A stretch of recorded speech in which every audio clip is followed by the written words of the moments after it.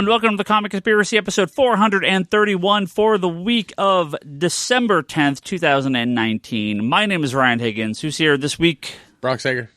Ryan Higgins. Jesus, Toby. It's Toby. That's Toby. Charlie's on his way. We have it's almost no comic news this week, but we have a lot of TV and movie conspiracy stuff to discuss. There's a ton of comics this week. What are you talking about? There are comics this week. There's not a lot of comic news this week.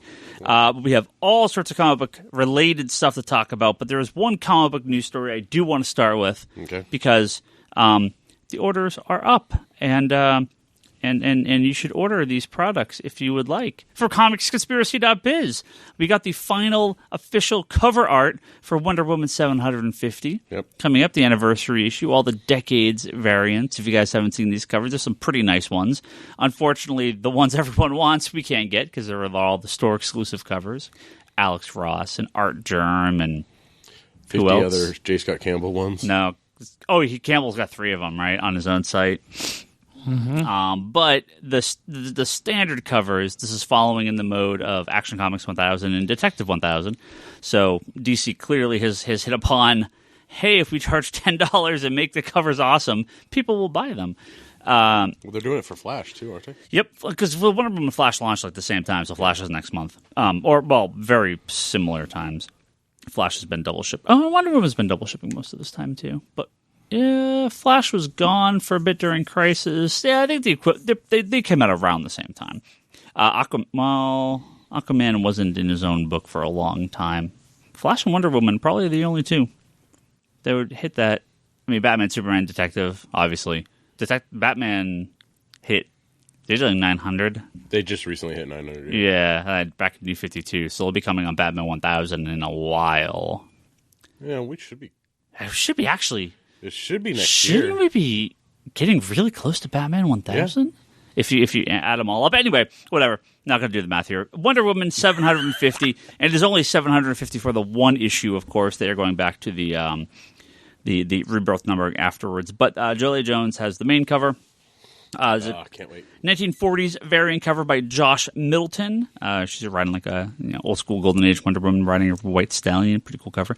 Jenny Friesen's doing the 1950s cover. That one's gonna be nice. Campbell's doing the 1960s cover. The spy costumes. Yeah. All her different 60s depowered spy costumes. 1970s cover by Oliver Copiel. 1980s, of course, by George Perez. 1990s, of course, by Brian Bolin. Great Brian Bolin cover, too. It's a kind of play on one of the ones he did during that time.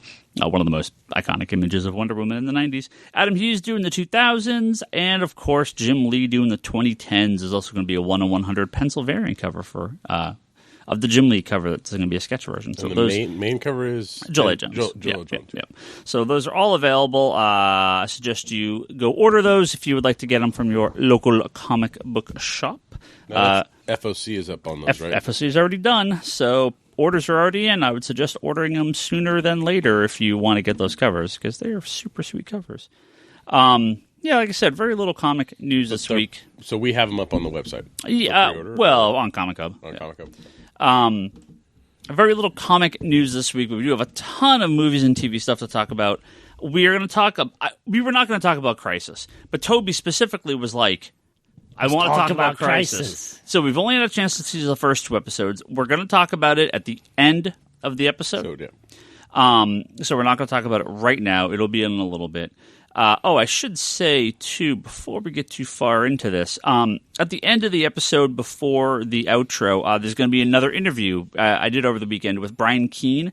He's a novelist and has worked in Hollywood and done a handful of comic books. He's actually writing one of the co-writers on the upcoming Serial box, which is a audio...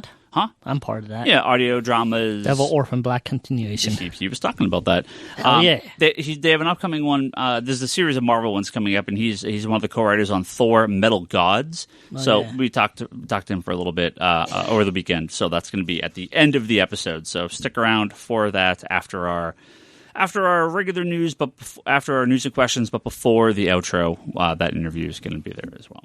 So little housekeeping there. But also, yeah, part of this was to tell people to go to customer.comichub.com and pre-order those Wonder Woman covers if you would like. We've already ordered them, but you're still good. You can still pre-order them. Yeah. Ton of trailers premiered this week. Yes, Talk about a couple of them. Well, we talked about Black Widow. We already talked about that. Where are we? Stargirl, which is the first Stargirl trailer. It literally just aired. Yeah. As like right prior to our recording. Now we have not seen the third episode of Crisis yet, so we're only going to discuss the first two at the end of the episode when we have it. The first episode, as of us recording, airs in about a half an hour. So unfortunately, we have not had the ability to see the third episode yet. But that Stargirl trailer did show up on CW.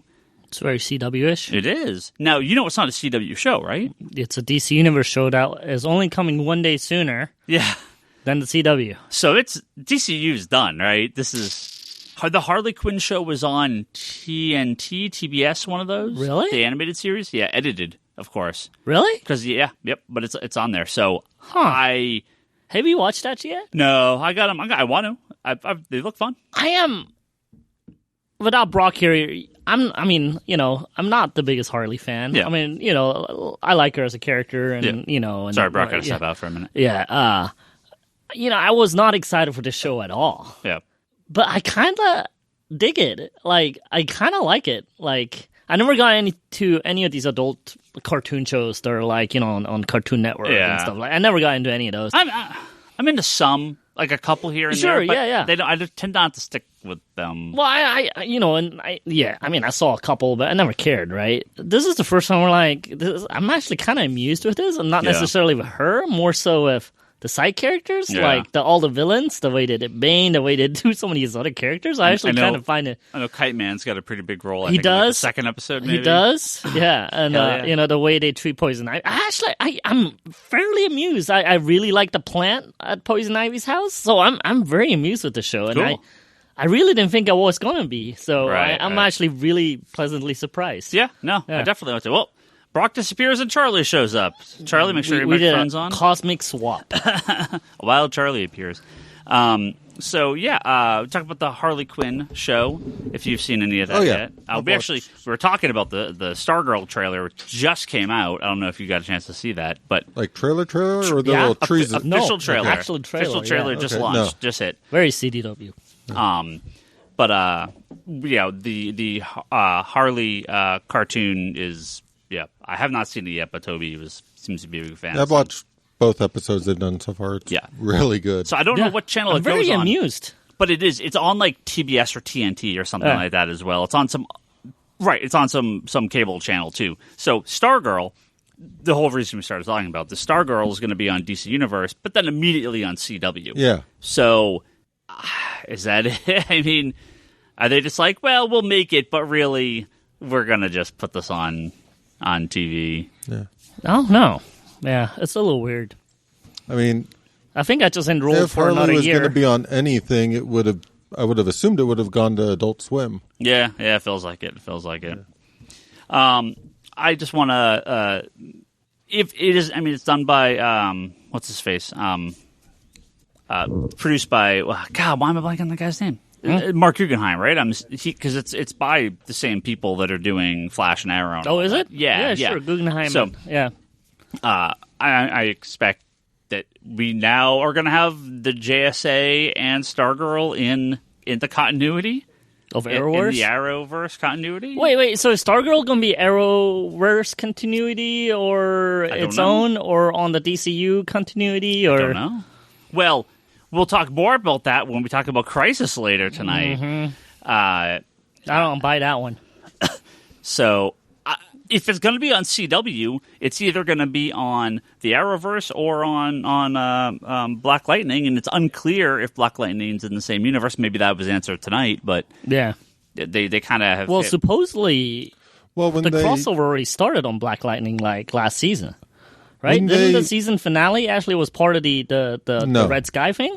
No. No? Okay. No. Well, I read wrong things on the internet, which is always very truthful. No, but I mean, they said when Black Lightning started that it was a different universe. That it was not the Arrowverse. Right, but so is Supergirl. Yeah. That hasn't stopped them from crossing over. I know. I'm just saying that, like, in general with the multiverse and all that, it doesn't really matter where it takes place. Right. Because if they want to loop it into a crossover or something, they absolutely can. No, that's what I was saying. What I was trying to say was the crossover started already on Black Lightning, didn't it? So I haven't watched this week's Black Lightning yet, but from what I understand, the end of this week's Black Lightning ties into Crisis. Yeah. Oh, yeah. Like, similar to the Red Sky happened, the daughter, I think, splits into two or something. And yeah, it has basically, it's a tie-in, but sort of like a... It's a crossover, not a cross. It's a comic book crossover. No, it's the comic book tie-in. Yeah. The tie-in stamp. Yeah, that's what it is. Yeah, that's funny. Yeah, I'm a few behind on a bunch of the shows. So Arrow and Flash I caught up with, but everything else I'm still a little bit behind on. But I'll get to them soon. Caught up on everything except for last night's Black Lightning. Yeah. And, of course, tonight's Crisis. Yeah. But Stargirl looks pretty good, I mean, and it's taking exactly from the Jeff Johns comic. I haven't read too much more than what the trailer shows. I try to, I try not to look too far into the stuff. But they talk about the JSA. It looks like it's Pat Dugan, is that his name? That's Star, the original Star Spangled Kid. The guy from Community? I don't know. Star Spangled Kid, and he's son of, or he's like the sidekick, right, in the comic books. Her stepdad, Courtney's stepdad, was the original Star Spangled Kid. Yeah. And now it's not Jack Knight Starman. I know that. They show the Starman in there. It looks like it might be like the Golden Age Starman. It's not 100%, at least from the really quick shot you see of him in the trailer. I did not immediately recognize that Starman as a specific one. It doesn't look like Jack. It's definitely not Jack Knight. I'm not sure if it's supposed to be like Will Payton or one of the other guys. I don't think it. How many Starmans are there? Quite a few at this point. So it's Luke Wilson is the Star Spangled guy that you were talking about. The actor? Yeah, the actor's name is Luke Wilson. I don't know who that is. Now that he's in the comic book thing, I'll know who he is. He'll be just shaking his head. But I don't know which Starman she gets the rod from, because in the comic book she gets it from Jack Knight and his brother David. I'm doing all this off memory, so hopefully I get this right. Yeah. David was the one that had the rod prior, and he gets killed immediately, spoilers, and passes on the rod. Jack gets the rod, and he's the one that becomes the Starman during James Robinson's Starman run. Which one's the handkerchief Starman? The handkerchief Starman? Yeah. Like the dude with the glasses. Yeah, and jacket. That's Jack Knight. Okay. Yeah, that's Jack Knight. Okay. Yeah, with the leather jacket and everything. Yeah. So his dad was the Golden Age Starman? It must be. Because I'm trying to. Hearing you say all this, I'm like, I don't remember a lot of this, and you're managing to make it even more confusing in my head than it already was. Well, there's been multiple Starmans. There was the blue. Well, the funny thing is, he got a computer right in front of him. Yet he's trying to do it all from memory. There was Will Payton Starman. He's the one with the big star in his chest that Snyder brought back in JLA recently. Okay. But the brother pairing Starman was the more modern one, and Jack Knight's was the last Starman. And there's some like he was like kind of like with Sandman and Neil Gaiman. Jack Knight is somehow like isn't he part of that? DC, no, it's James Robinson. DC holy crap, can't do stuff with Jack Knight. Oh really? Yeah. So it's somehow they like kind of creator owned maybe or partially or something like that. Yeah. Because once Robinson. So James Robinson was the original co-writer on JSA. Jeff Johns did not write the JSA comic in the 90s originally. It was David Goyer and James Robinson, but Robinson left. And when he left, he took Starman with him. And then that's when Johns came on to co-write the book. And I think that's when he created Courtney Whitmore, too, because it was right around the same time. Yeah. That's when he started doing more comics. So, kind of Jeff Johns' career. Yeah. So according Stargirl was his first thing. Based on his sister. Yeah. According to Wikipedia, it's predominantly Ted Knight. And Ted is his son. David and Jack. For some reason I had it in my head that it was just like his grandfather. So, but no, Ted Knight's the dad. There are other people. Thom Calor. Yeah, that's the Legion of Superheroes. And then McCall Thomas. That's the alien Superman. Ted Knight. Superman Starman. Yeah. Ted Knight is the Starman of 1951. He's the Golden Age Starman. Prince Gavin, Jack Knight, and Will Payton. Yeah, Will Payton's the 80s one. Jack Knight's the 90s modern day. Up to the most recent Starman, short of Will Payton coming back. And then Courtney Whitmore, Stargirl. So there you go. Long... Big history. Yeah, long history. I mean, in here it's like alter egos listed. Bruce Wayne pre-crisis is listed. I'm like, huh? So I don't know if this is going to be Will Payton. I assume it's not Jack Knight. I don't know who it's going to be, but yeah, we'll see. We'll see what they do with Stargirl. Hey, it's another fucking DC CW show. Of course, I'm going to watch it. There's a lot of them. They never. Well, this was also the one that John seemed to be the most involved in. Out of all the television properties. Oh yeah, of course. Yeah, I mean, his sister died in a plane crash during a terrorist attack in the 80s, and so he based Courtney Whitmore off of his sister. So it's a very personal project to him. Yeah. Toby, you posted the WandaVision first look. They had the first screenshot from the upcoming. Yeah. Somehow Scarlet it's Witch. just what I pictured. Yeah, Scarlet Witch Vision. I mean, it's kind of the second look at it, right? The first one was that pre-rendered drawing, which we already had a clue it's going to be something like this, and this is the first official picture of it. Yeah. No, this is... So the show is apparently, like, big chunks of it are going to be in black and white. Really? That's what they're saying. Yeah, okay. Yeah, that's what I've heard. I know Tom King had posted some pictures that they have some design work for the dog from the current Vision, from his Vision run. I mean, I assume the Tom King Vision book had a big influence on this show. If it was my way, I'd be doing West Coast Avengers, Scarlet Witch story. That's what I was personally hoping for. Especially with Hawkeye around and stuff. And this is you bring in Moon Knight. Wink, wink. This is going to be very much Tom King, Ryan stuff. I'll still watch it. It's still got Scarlet Witch in it. A lot of sort of the WandaVision stuff kind of got retconned with Disassembled and stuff, so this just turns a lot of that up, it seems. What's that? Their relationship? Or? The whole nature of Wanda's powers, sort of generating the kids, all of that. But they're not going to touch any of that in this. Well, no, I don't think they're going to touch the kids, but I think they're going to potentially touch some, because a lot of that story goes around like the mental break. Yeah. And the mental break I don't know. Based on some of these images and stuff, it only makes sense to me if it's tied to Wanda and the mental break. And then she's the villain for the Doctor Strange movie. Is that the theory? I just came up with it out of my butt, but or the series is her coming to terms with what happened but either way, they haven't really fully defined her powers in the movies anyways. I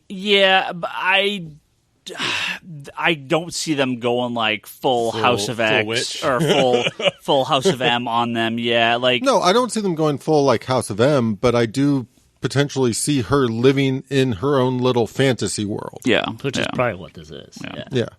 Yeah, I don't know. We'll see. We'll see what happens. At least the nature of her powers in the comic books allow her to live in her own fantasy world and not just in her head. Right. And it should be soonish, too, because they said, Moon Knight and She-Hulk, they're all coming, soon. Yeah. Soon? It's going to be, 2021, but early.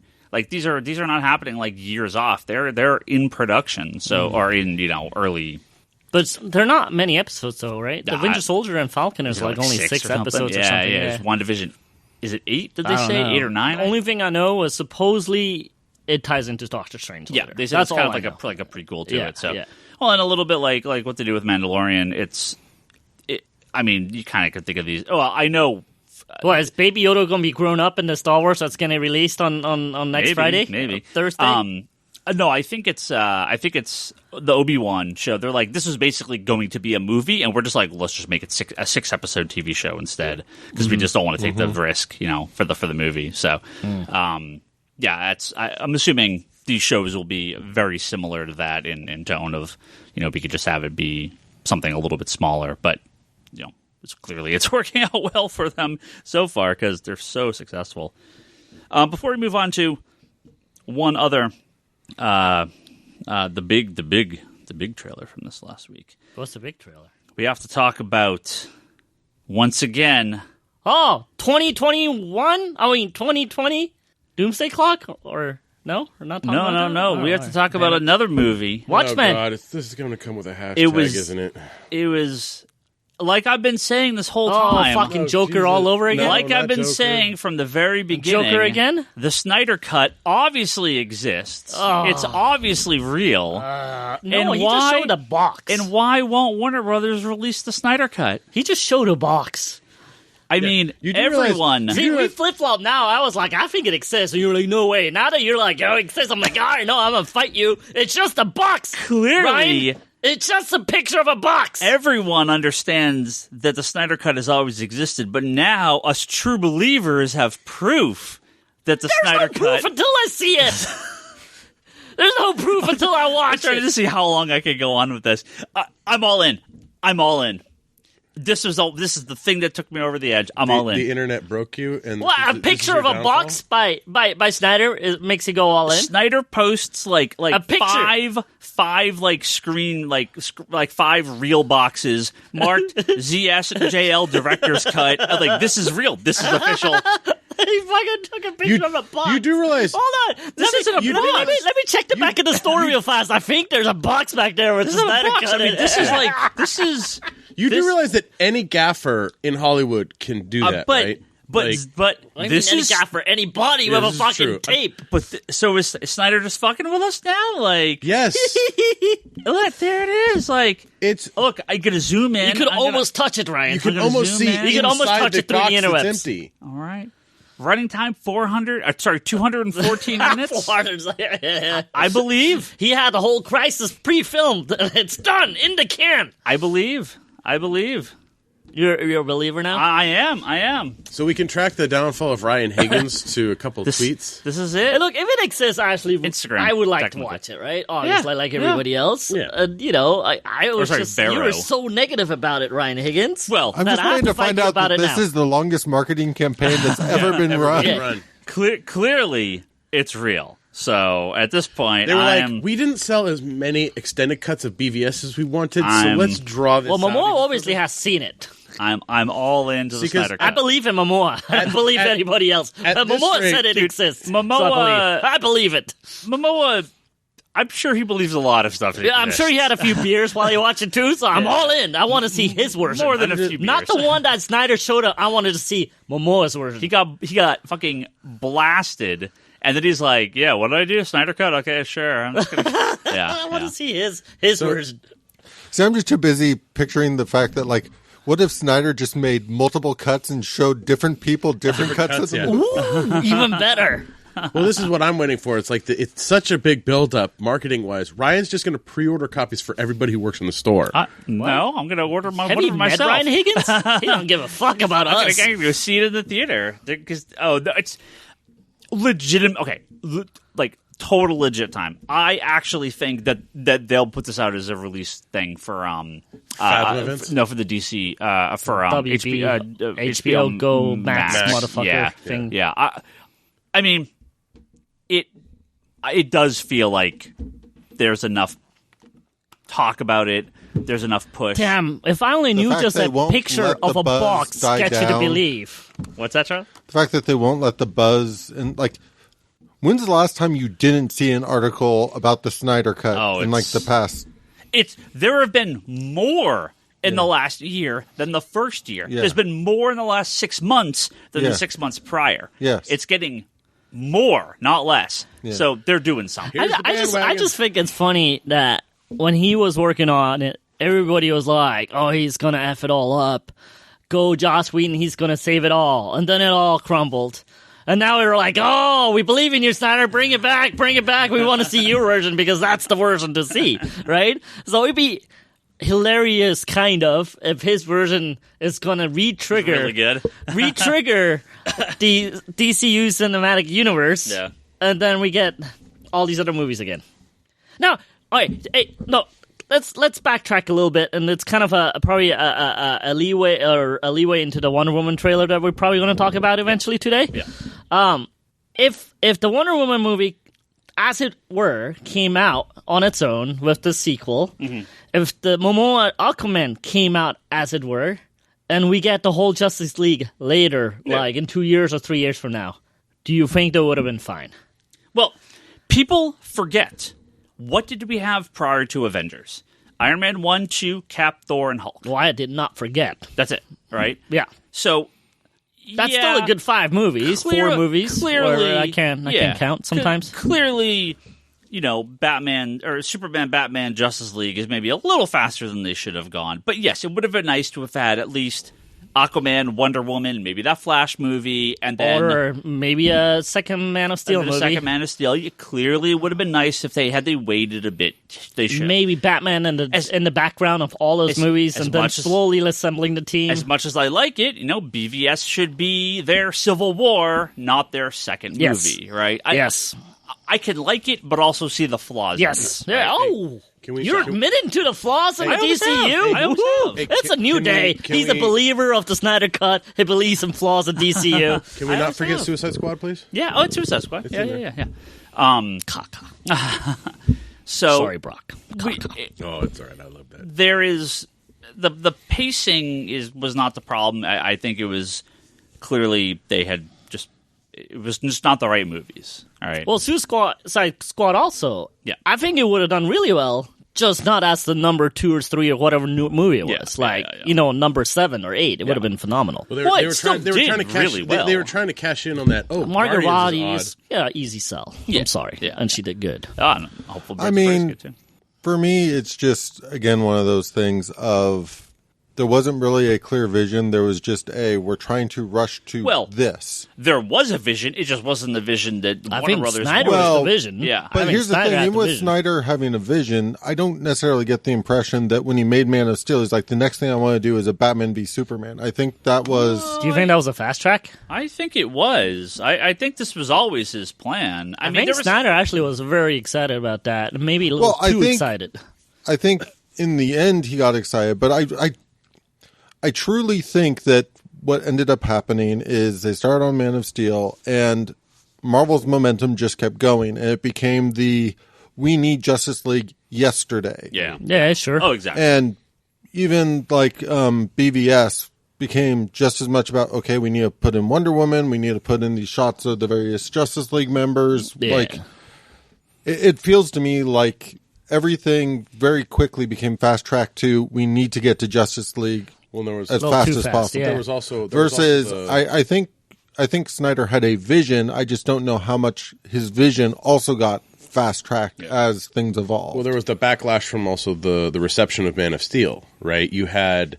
I mean, it's a very polarized... I'm not going to get into... Yeah, hurry up on that. But sorry, Brock. My thing about the reaction to Man of Steel is, if you're going to say that the negative reaction to Man of Steel at all informed what they did next, they just doubled down on it. Right. Yeah, they didn't. They didn't care about the reaction to Man of Steel. It was the reaction to BVS is what caused them to change. Yeah, but then Justice League was the nail in the coffin. Sorry, bro. But the thing is Warner Brothers statistically has had issues when something big franchise like this comes out and they get all squirrely about things. So Man of Steel came out to that polarized reception. BVS, kind of, I think was influenced a little bit like that, but then the reaction to BVS was what caused everything else to... Well, yeah. So everything we've heard from day one has been Man of Steel. They loved it. It did well. It didn't do as good as they wanted, but it did well. They knew BVS was going to be the big giant thing. Internally, they thought it was the greatest movie ever, and this is what we've heard from insiders, that they were shocked at their reviews and were completely blindsided by the reviews of BVS. And so Justice League was already in production. They're like, we already have the plan. And they're like, fuck, we have to change. And then Snyder had the incident with his family. And then so he kind of had to step down. So they're like, what do we do? So Johns and the other guy tried to kind of save part of it. And a mess. For me, it's so much fun to rehash old stuff. I know, we're going to fight the same fight over and over again. So I know how to settle it, Charlie. I don't forget at all Green Lantern in the mix here. Oh, yeah? Because going in, like with Man of Steel, Green Lantern, they were hard and fast about, we're not copying Marvel, we're doing our own thing, we're going to do this sort of solo character thing. Because like even at cons and stuff, they were kind of trash talking Marvel's, feeling the need to bring everything together when we have these huge properties that can stand on their own. And then Green Lantern didn't do well, and Man of Steel's reaction wasn't as strong as they had hoped. So in the box office, it wasn't as strong as they wanted. So they definitely went into BVS as okay, we're going to add Batman to this and really sort of beef up. Because the thing is remember when we didn't even have the title of BVS until well after Man of Steel was released, and it was Man of Steel 2 morphed into BVS. Exactly. Yeah, there was nothing after Man of Steel. Man of Steel was a single movie. There was no beef. There was no talk of BVS. But there was talk of a Man of Steel 2. Yeah, right. And it became Batman vs Superman. Yeah. So. Because if you put Batman on it, it sells more. I know how to settle this, Ryan Higgins.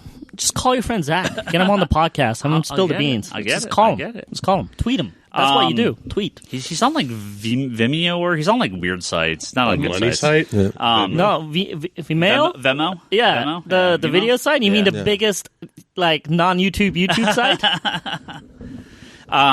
So not only do we have Birds of Prey coming up, and whatever they're going to do with Joker, and Green Lantern Corps, and Aquaman 2, and Wonder Woman 2, the Batman, and Suicide Squad 2, and the Suicide Squad, and all this stuff. We have another movie that is already in some level of early development, and that is Patty Jenkins is developing a Wonder Woman spin-off about the Amazons.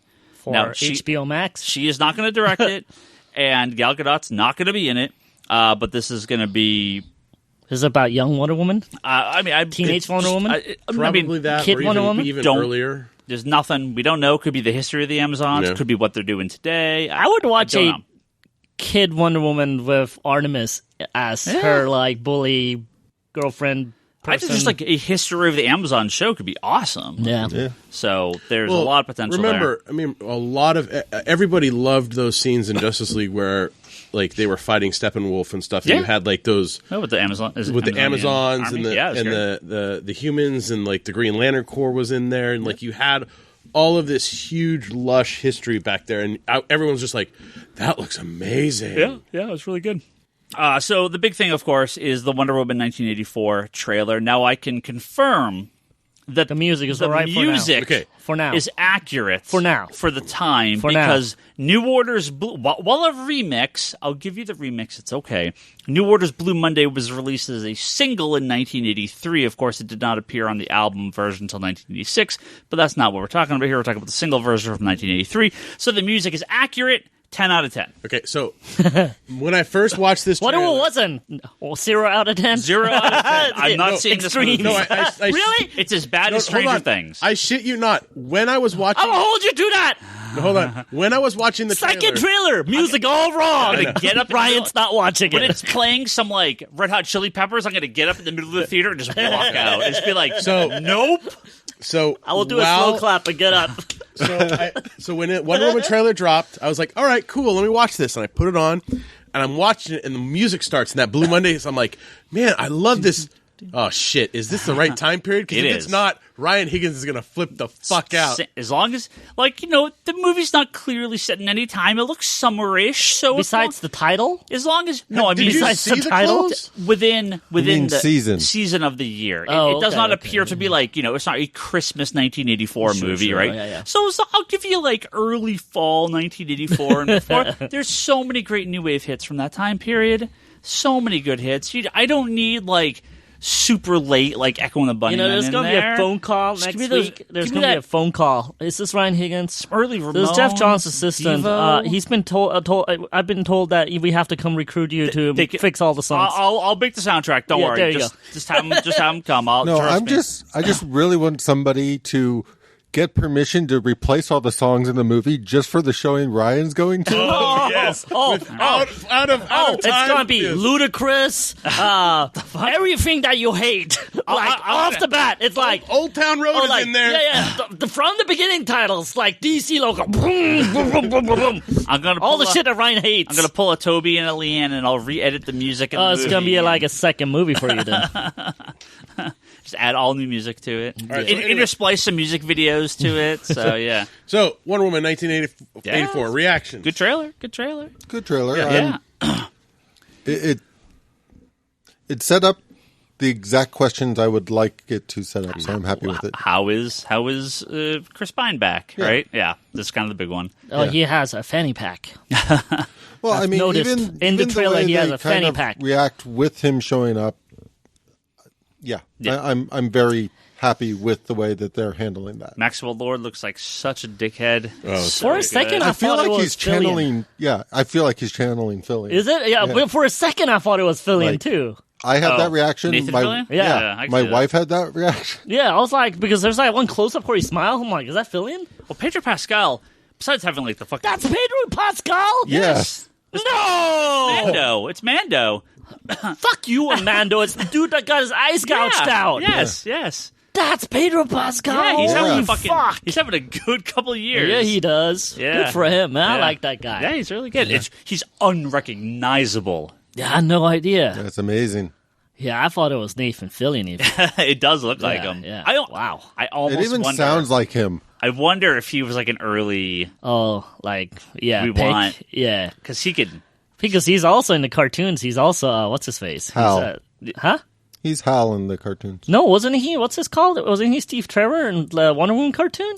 Am I wrong about that? Maybe. So I think he may have voiced... Well, wait a second. No. So he voiced Hal in some of the direct-to-videos. Yep. And he voiced... Didn't he do Steve Trevor? I don't think it was Steve Trevor. I think he played one of the cowboys. Okay, well, maybe I'm wrong. All right. I could be wrong, though. I'm wrong a lot, so it's okay. So Maxwell Lord, for people that don't know, is a character that was introduced in the Justice League, the 1987? Is that right? Yeah, the international relaunch. stuff, right? What became Justice League International and everything. Some of my favorite Justice League comics ever. So funny, but he's not like a funny guy, really. He's kind of like more the straight man, but there's some wacky stuff with him as he goes on. The version probably more people are a little more familiar with in the modern day is the villain version from Infinite Crisis. Kills Blue Beetle. They really changed that character pretty dramatically. This feels, but then he gets killed. Yeah, right. He dies by a certain title or character of this movie, right? Yeah. Okay. So this feels it feels more like the original version, kind of this sleazy, almost like used car salesman type of guy. But I'm assuming he's going to be the villain and responsible for maybe the creation of the cheetah. Unclear how any of that's going to play through because you don't see see any cheetah. You see Kristen Wiig, but you don't. Well, the thing they show of Kristen Wiig was really amazing in the sense that you had like that was she an archaeologist? Yep. Like archaeologist kind of nerdy look to her, but then she dresses up in that one shot where you see her in a nice evening, 80s evening gown. Sure. Right? And it's like, okay, cool. And it's like her dynamic. So she has does she have like some weird like cheetah print? Because she has a weird cheetah print, I think, on one of her things, but I don't think it was on the. So there's been a couple versions of the cheetah, and one of the cheetahs. One of the cheetahs was basically like it was like a person in like a cheetah costume, and that's kind of what it looked like. They were maybe sort of homaging there. I assume she's going to be full on modern day monster kind of cheetah. I think you're talking about the art. Yeah, her like cheetah leopard print or something. Yeah, which is very 80s. Yeah, of course. So, but yeah, Wonder Woman. I mean, good action. Good music, obviously. So. Me and Charlie looked it up on our little devices that have access to the internet, so we're both correct. he is correct about the Cowboys, and I'm correct about Steve Trevor. I was thinking the Justice League Unlimited, where he was thinking the Wonder Woman direct-to-video. He's a good voice actor, so Dylan does a lot of stuff. And then he went on to do Hal a bunch of times in some of the other direct-to-videos. There was a video that you showed me years ago, which was hilarious. Was there not a video with Tim Daly doing Superman where he came and did Hal? Yes. and they're rolling around on the bed together, pretending to be superheroes. I remember that. Was fucking phenomenal. That was insanely awesome. Highly recommend YouTube video. The Daily Show, DALY show. Right. Did a number of things. Like they had Susan Eisenberg on an episode. They had Kevin, they did a full-on Batman v Superman episode of that around when the movie was being kicked around with Kevin Conroy. Yeah. It's amazing. So Wonder Woman soon? Yes. Summer? I'm in. 6 months 100%. Yeah. Can't wait. All right. I'll give you my money, Warner Brothers. I got Birds of Prey first, so no. It's coming soon. No. You're still going to see it. Absolutely. I'm just too busy going, I wonder if Toby's really going to give them his I will absolutely give them my money. Or if he's going to use the A-list and just that's still giving them my money. I just prepaid for it. That's all it is. But I'm all in for Birds of Prey. I mean, I just don't think it's Birds of Prey. But whatever. I'm all in. Like I said, I'm pretty sure that original trailer was just so Harley focused. It's not going to be quite like that in the movie. I truly think it's actually a Harley / Gotham Siren movie without Poison Ivy and the other one, Catwoman, replaced by Huntress and Black Canary. Yeah. And they updated Black Canary, which I'm actually all for. Yeah, I think they missed casting Catherine Winnick for it. Where I have the problem with is I feel like they wanted a colored person for the kid, and then they go like, what character name can we throw on it that has nothing to do? I could be totally wrong. The movie might open, it's totally Cassandra Cain. I may be wrong. She is Cassandra Cain, yeah? I don't think that's Cassandra Cain at all. I mean, is she not? No, she is. I'm just saying, I think she's only by name. That's what I have the issue. So, not the trained assassin, blah, blah, blah. Yeah. I think she's only Cassandra Cain by name. But I could be totally wrong. Maybe I'm wrong, but she doesn't come off that way in the trailer. At all. She's just a kid. She's just a little kid. And I feel like they pulled the name they could to throw on this kid. And I'm very against. I mean, if they just named the kid Joanne, that's a horrible name. She could train and learn by the end, right? It's not the same. Sorry. But I'll go watch it. So other than Gotham City Sirens, which I agree it could very well be very much like that, I would rather... talk of Gotham City Sirens years ago. There was a episode of the animated series where Harley was out on parole and day out or day off or something like that Paul Dini wrote. It feels a bit more like that to me. That I don't know that Harley is necessarily... It's the one with her and Poison Ivy.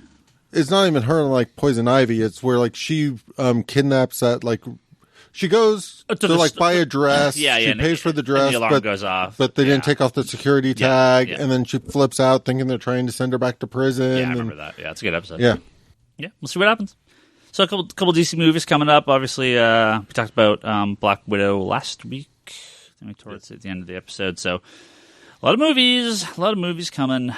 Before we talk about Crisis... You're not talking about the most important movie. What's the Knight Rider trailer? Did you see that? Let's talk about that. David Hasselhoff is... No, I'm kidding. Is there a Knight Rider trailer? Fuck yes, in my mind. There's always a Knight Rider trailer. Before we talk about Crisis, though, I actually meant to open with sales charts, and it slipped past me. I'm here. Oh, yeah, because it's early, right? Because Marvel was obviously on top. It's early, because Marvel was on top of the sales charts. So that's why we're not talking about it. We are going to do our November 2019 sales charts. If you guys would like to guess the top 10 comics, this, of course, is the Fused list. I need to reload here so I get my Fused numbers. This, of course, because they do have different prices for DC Comics, so you want to make sure you're on that Fused list. X-Men. Well, of course, X-Men's on there. X-Men number 2 is the number 2 book at 117,000 copies. That's for the month of whatever month this is. Why my Fused list? Can I sideline this? My Fused list. Can I sideline this for a second? What the heck? Higgins, can I sideline this for a second? Sure can, because I can't figure out. Can you explain to me the fucking elf? What elf? The elf that they keep posting pictures on the internet of and go, nothing to see here, and it's always the red elf. There's they all post these pictures and they make funny music. Do you have a copy of it? Red elf. Well, there's a commercial that just was on TV right now, but it's like an elf on the shelf?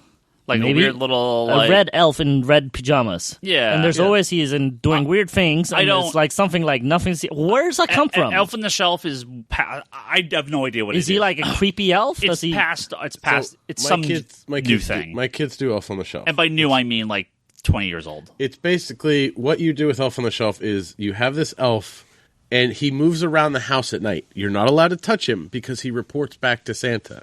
If he moves, then he looks creepy as hell. Yeah, it looks creepy as hell. No, it's the thing. I don't like this elf. Fucking disgusting. It's creepy. You kids are here. Are you allowed to say those words? What? They're not here right now.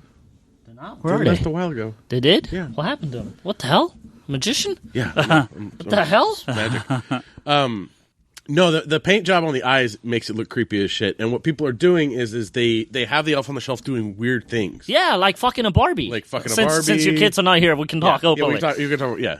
But what is this? Where does this come from? I mean, is it just... This has been around for 10 years now. So as far do you as do this for your kids, Charlie? Do creepy elves on the shelf? No, I don't. Okay. And I don't know when I learned about this or not.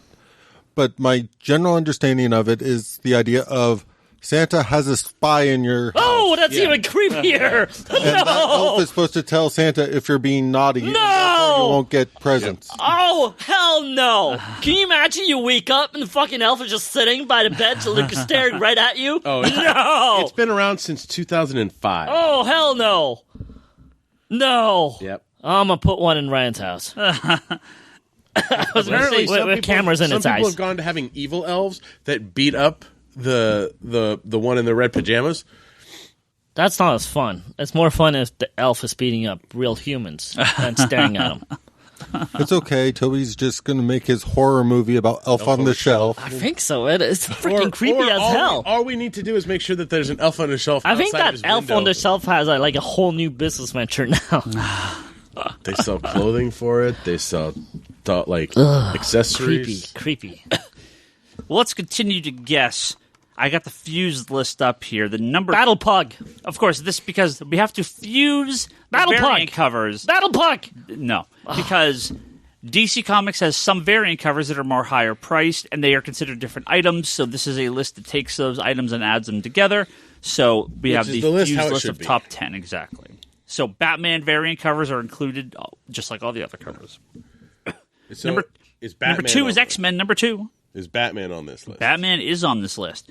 Batman 82 is the number 5 book at 89,000 copies, and Batman number 83 is the number 8 book at 81,927 copies. Trying to think of what else. Anyone else want to take a guess? What else? What other X-Force books came out? Yeah, remember they relaunched all the X-Men books. X-Force number 1 was the number 4 book at 105,000 copies. Very good numbers there for X-Men. Cats and dogs. New Mutants is the number 1 comic of November 2019 really? at 138,000 copies. Co-written by Hickman. By Hickman. Oh. Yep. And our sales... So does that put the movie back on Fast Track? Do we get to see it? Is that on Disney Plus? It could be.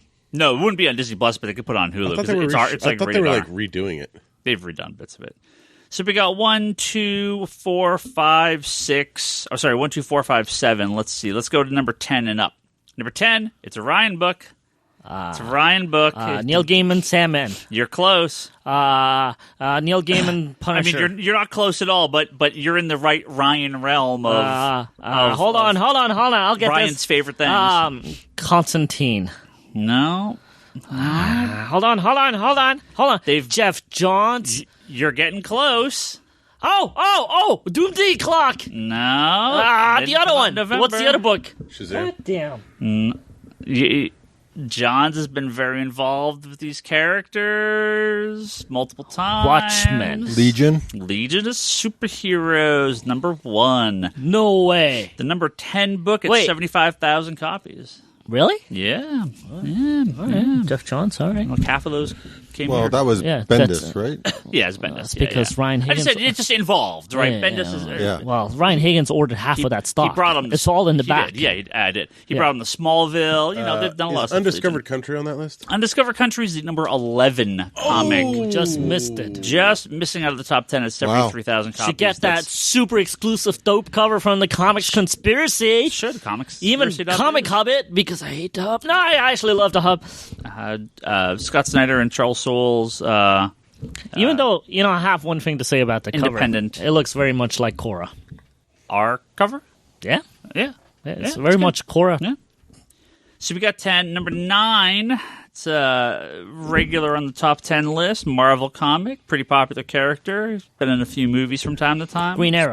Spider-Man, number 33. Marvel. number 9 book. 77,000 copies. We had Batman.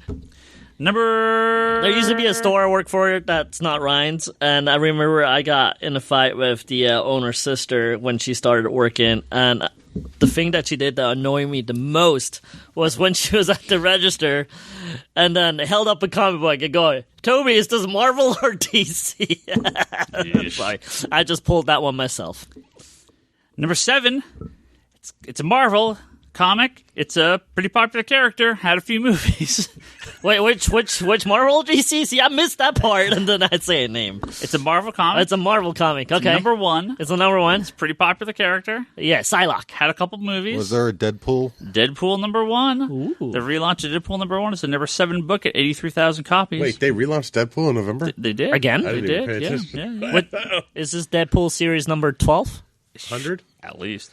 1200. Number 6. It's a Marvel comic. It's a number 1. It's a book that has been nothing other than a 4-issue miniseries back in like the mid '80s. Fallen Angels. Fallen Angels, number 1. Wait, I'm correct. 86,000 copies. Was but that got canceled. How is it in the top 10? Because it's issue number 1. Stuff. Yeah. It didn't get canceled. They're just ending it at number 6. Because the writer's going off, It's but your they're fault, going to bring him Higgins. back. You wrote your friends I at don't know Marvel, and you're like, this book is the only book doesn't Toby have buys, friends therefore at cancel Marvel. it, please. I have friends at Marvel. 5 was Ryan Batman. has 4 friends was everywhere. X-Force. Number 3, it's a Marvel comic. It's a pretty popular character. He's probably going to be in a movie next year. Moon Knight. Played by Woody Harrelson is the fucking weirdest shit of all time. Woody Harrelson. Absolute Carnage. Yeah, Absolute Carnage is number 5. Wait, what? Did you not see the Venom movie? No? Really? Yeah? You never watched Venom? No? Dude, Woody Harrelson is Carnage. No. Yes, he's Cletus Cassidy. He shows up in the post-credits. No. It's fucking weird. That made that... Okay, the movie's great. That was like... That's my stand-up and just clap. It's the fucking that's your Mr. weirdest Mind. thing. That's your Mr. Mind. See, he's like... Yeah, red You know hair, how freckles. when I get super excited for a movie and you never ever watch it and you have no taste for it at all and never will see it? You're gonna watch That's Venom. what happened with Venom. You liked it so much, so I'm going totally the other way on this. But Scott liked it too, so... Well, Scott could be interesting on his opinion it's sometimes. terrible. You'll watch it and be like, this is fucking awful. And I'm like, yeah, it's amazing, isn't it?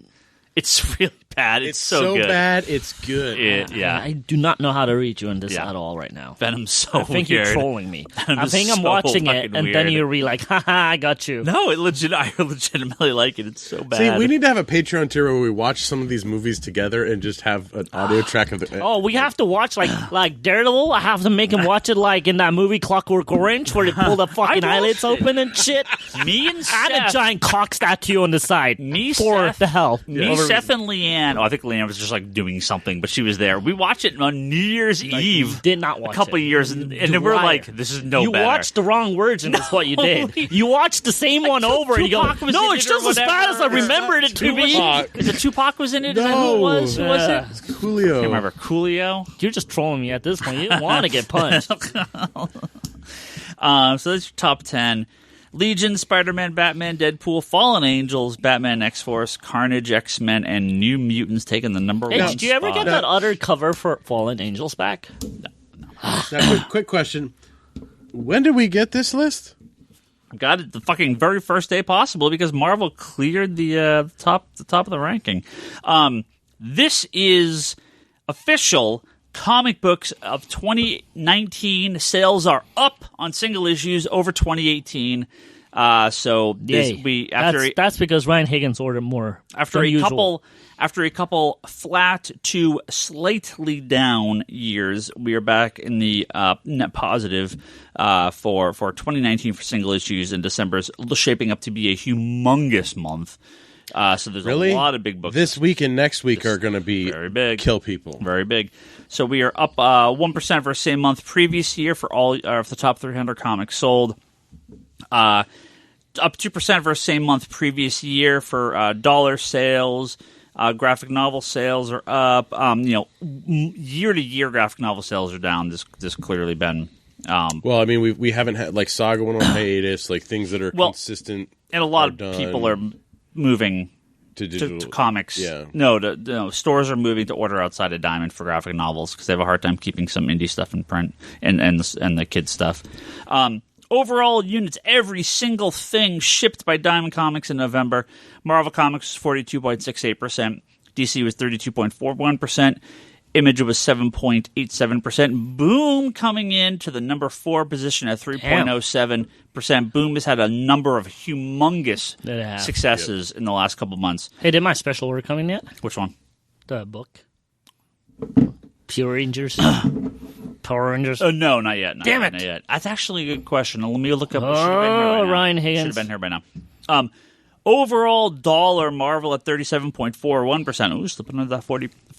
DC at 30.72%, slipping above that 30%. Wait, is Boom the presenters that were like, we are your best option in comic books. We make the guarantees no one else will make. They're the funny guys? That's Titan. No, those are the funny guys. But there's a dude that watched like a bunch of like top 10 ways to present, and then he presented. That might have been Boom. Is that Boom? I think it was Boom.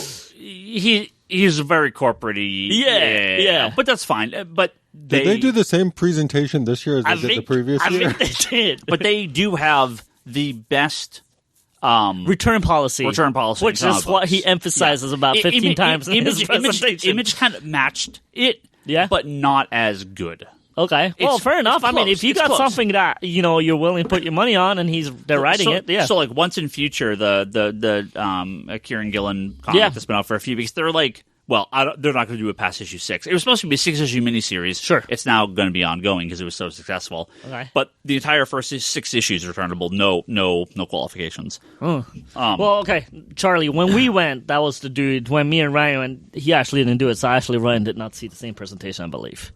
So here is the first time we've seen this flip, and I don't know when this was. Items in the top 300. DC has 98 books in the top 300. Marvel has 85. What? If you go back, well, this does count the multiple placements of the incentive of the variant covers. Yeah. So that number is slightly off.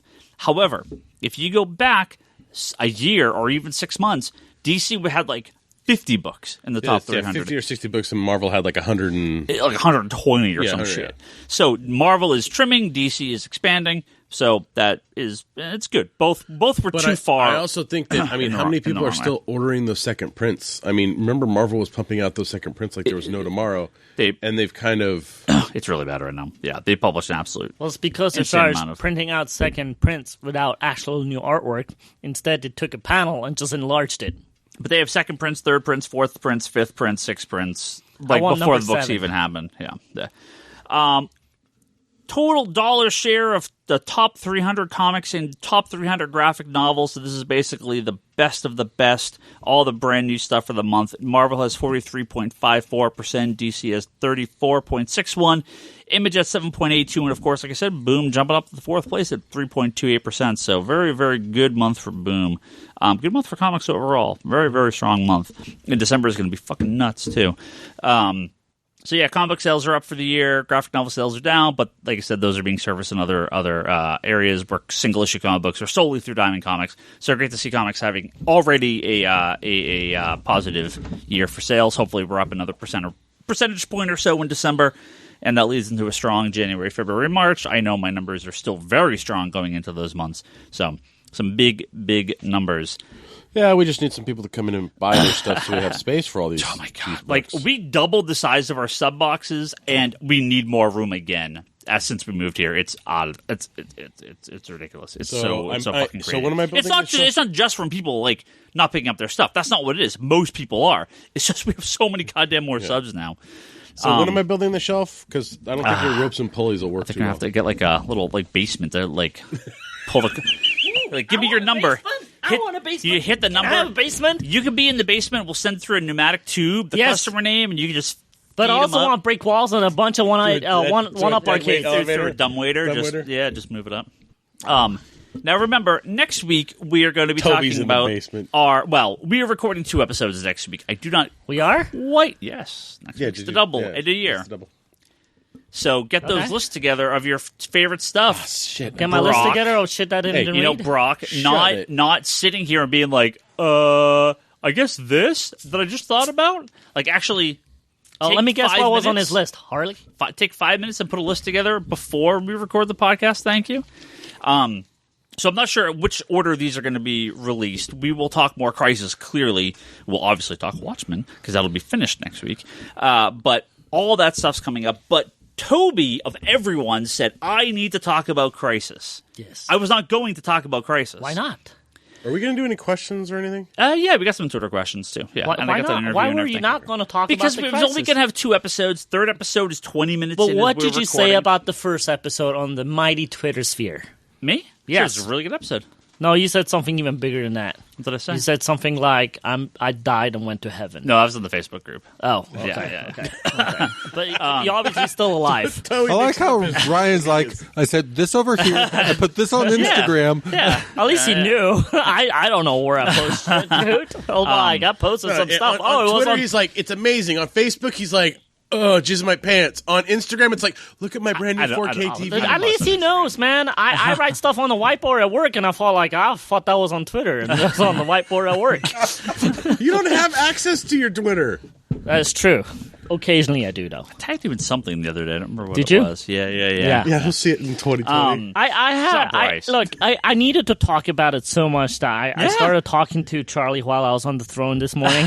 And it was a very intense conversation. On the throne? Yeah, absolutely. That's when I talked to Charlie. Because I'm in secret. You have your warning.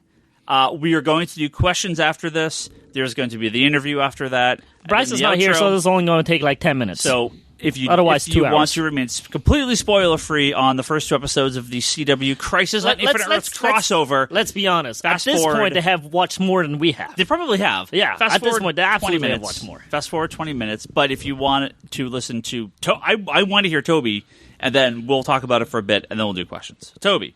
All right. Well, I talked to Charlie. So I talked to Charlie about this. I'm quite annoyed with the internet, which happens like daily on a daily basis, but I'm more annoyed than usual, I guess. Look, I think it's quite magnificent of what they achieved and what they're doing and what they're trying to do and all the stuff they tried. I heard rumors they even tried to get Nick Cage as Superman. Yep. I'm like, I'm in the balls of those guys. It's like, they're going all out, right? They might have. We don't know. Yeah. Right? Yeah.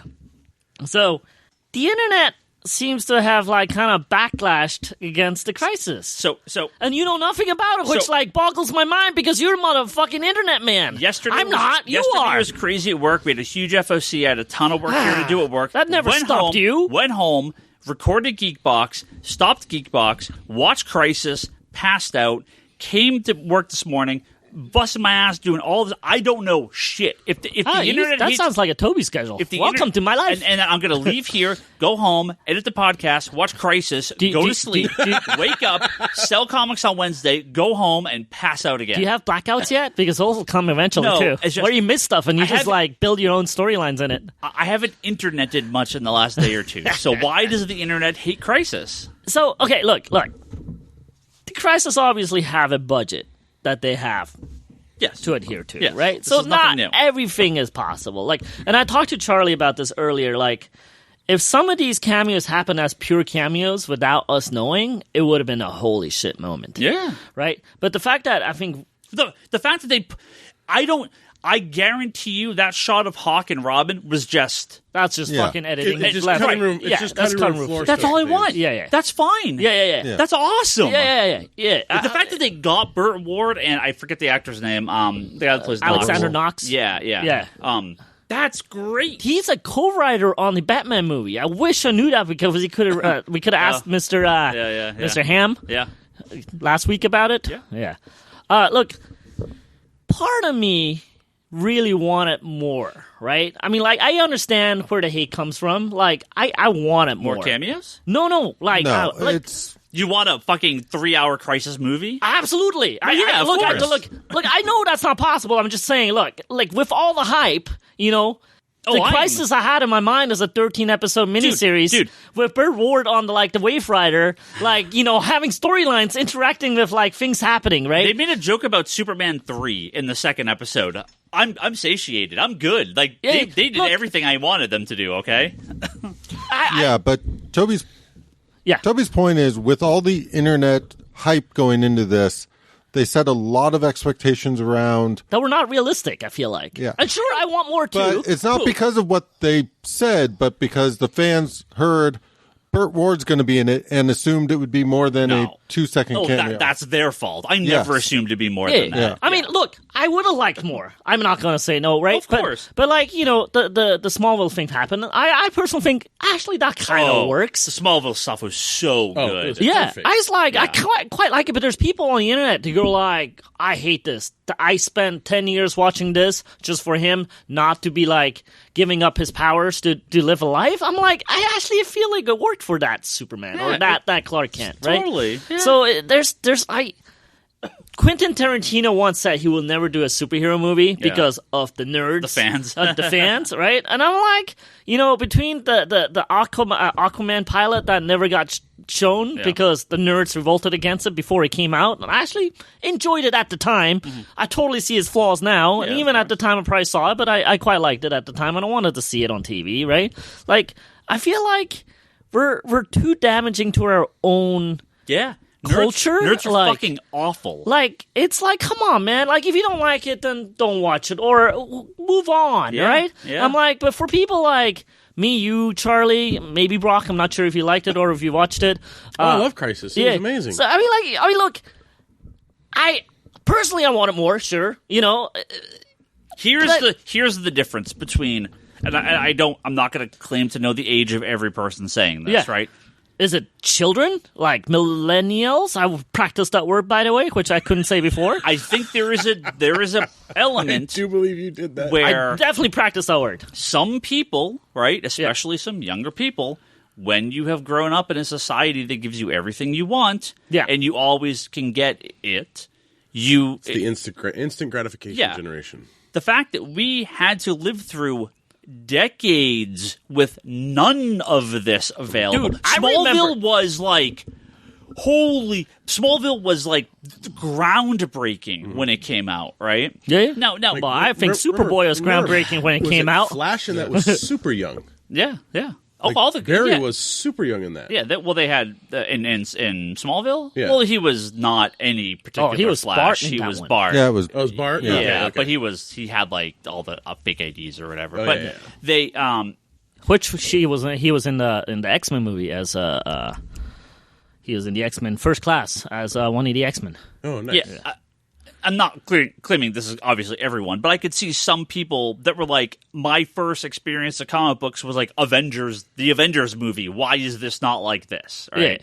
Yeah. Like my buddy, I have a good friend of mine, that I go to Comic-Con with, and I like, are you not excited? Are you not watching this? He goes, it's just eye candy. And I'm like, you know what? He's actually right about it, right? Yeah. It is kind of just eye candy because I feel the stories could be slightly better, but that had a lot to do. I mean, there's a lot to achieve, and with a very minuscule budget, right? Yeah. So you got to give credit where credit is due. Guggenheim is doing some crazy ass shit here. The fact that we got and crew and everybody. Yeah, the fact that we got not only the giant tuning fork, pillar,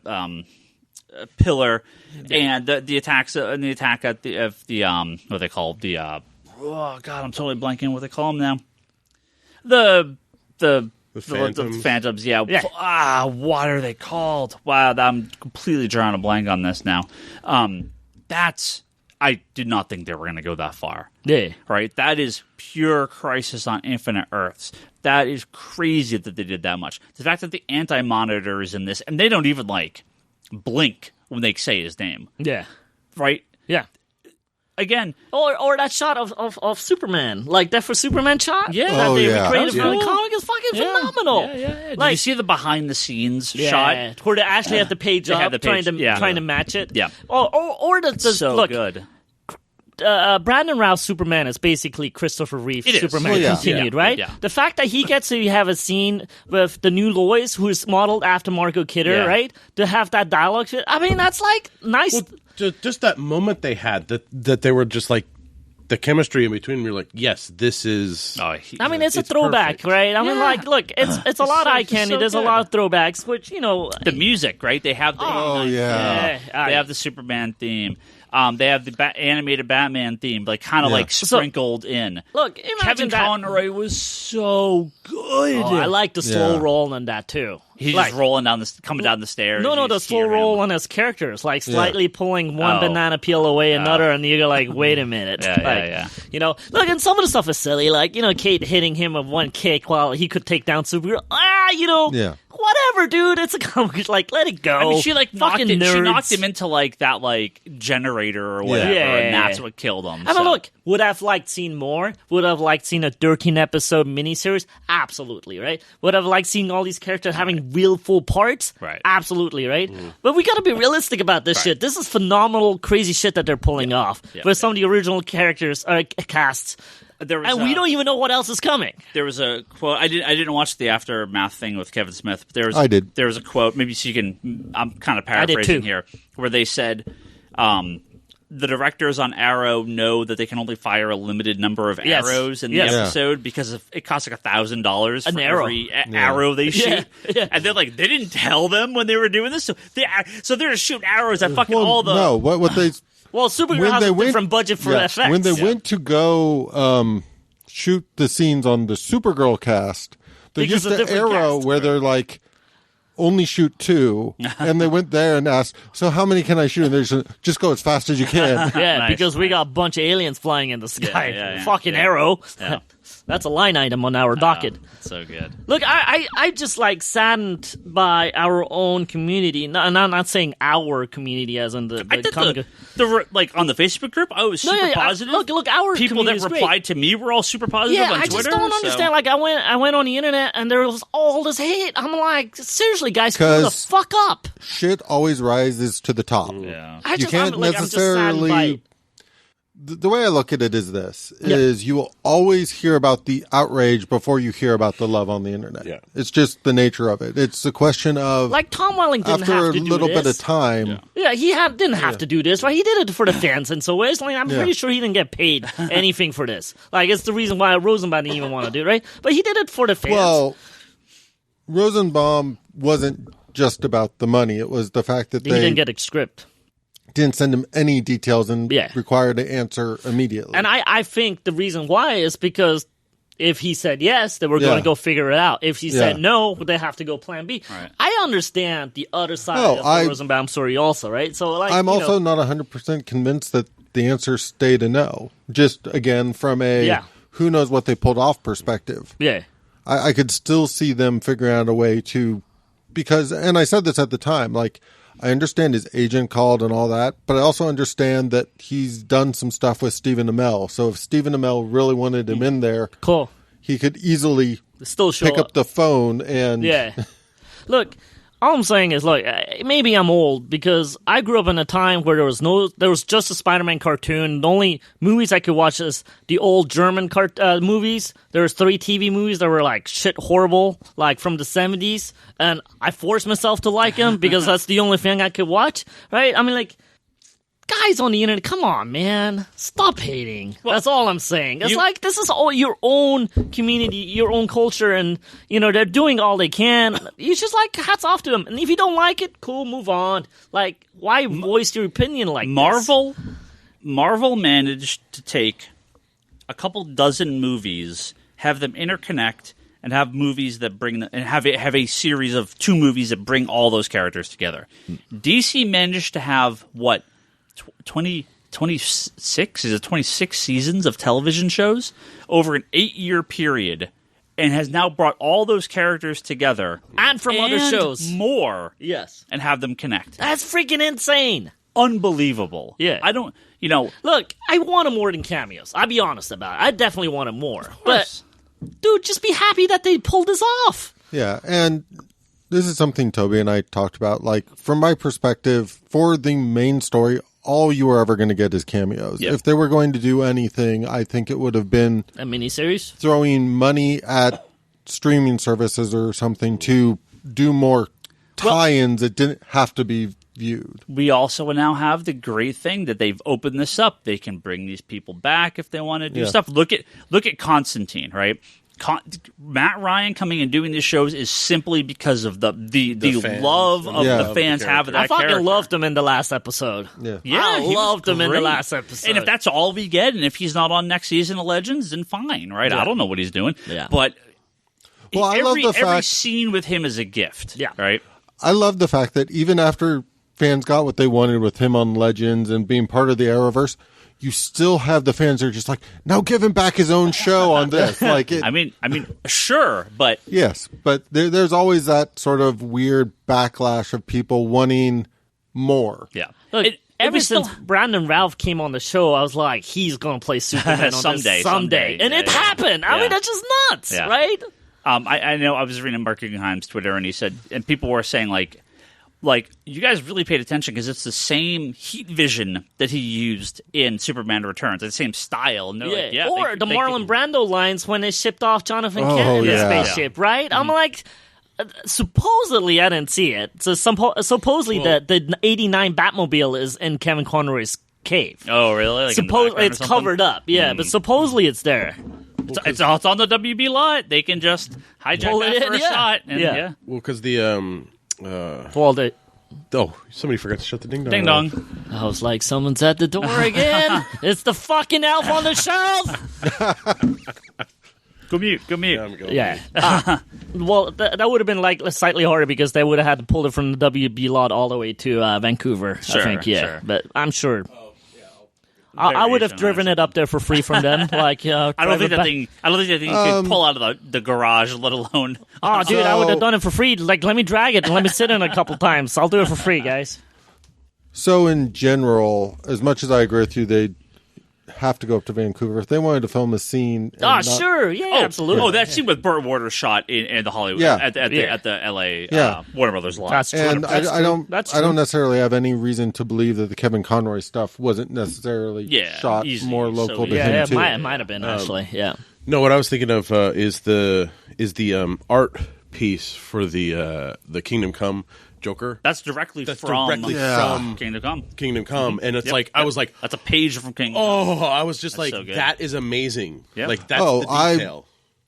They're yes. I was like, Charlie, I know this whole scene was like, ooh. It was very much that way. And there is a part of me that was saying they're also going like, and they put Kevin Conroy in the exoskeleton from Kingdom Come, but they weren't in the same universe. That's okay. So I kind of want Kevin Conroy of that universe to pop up.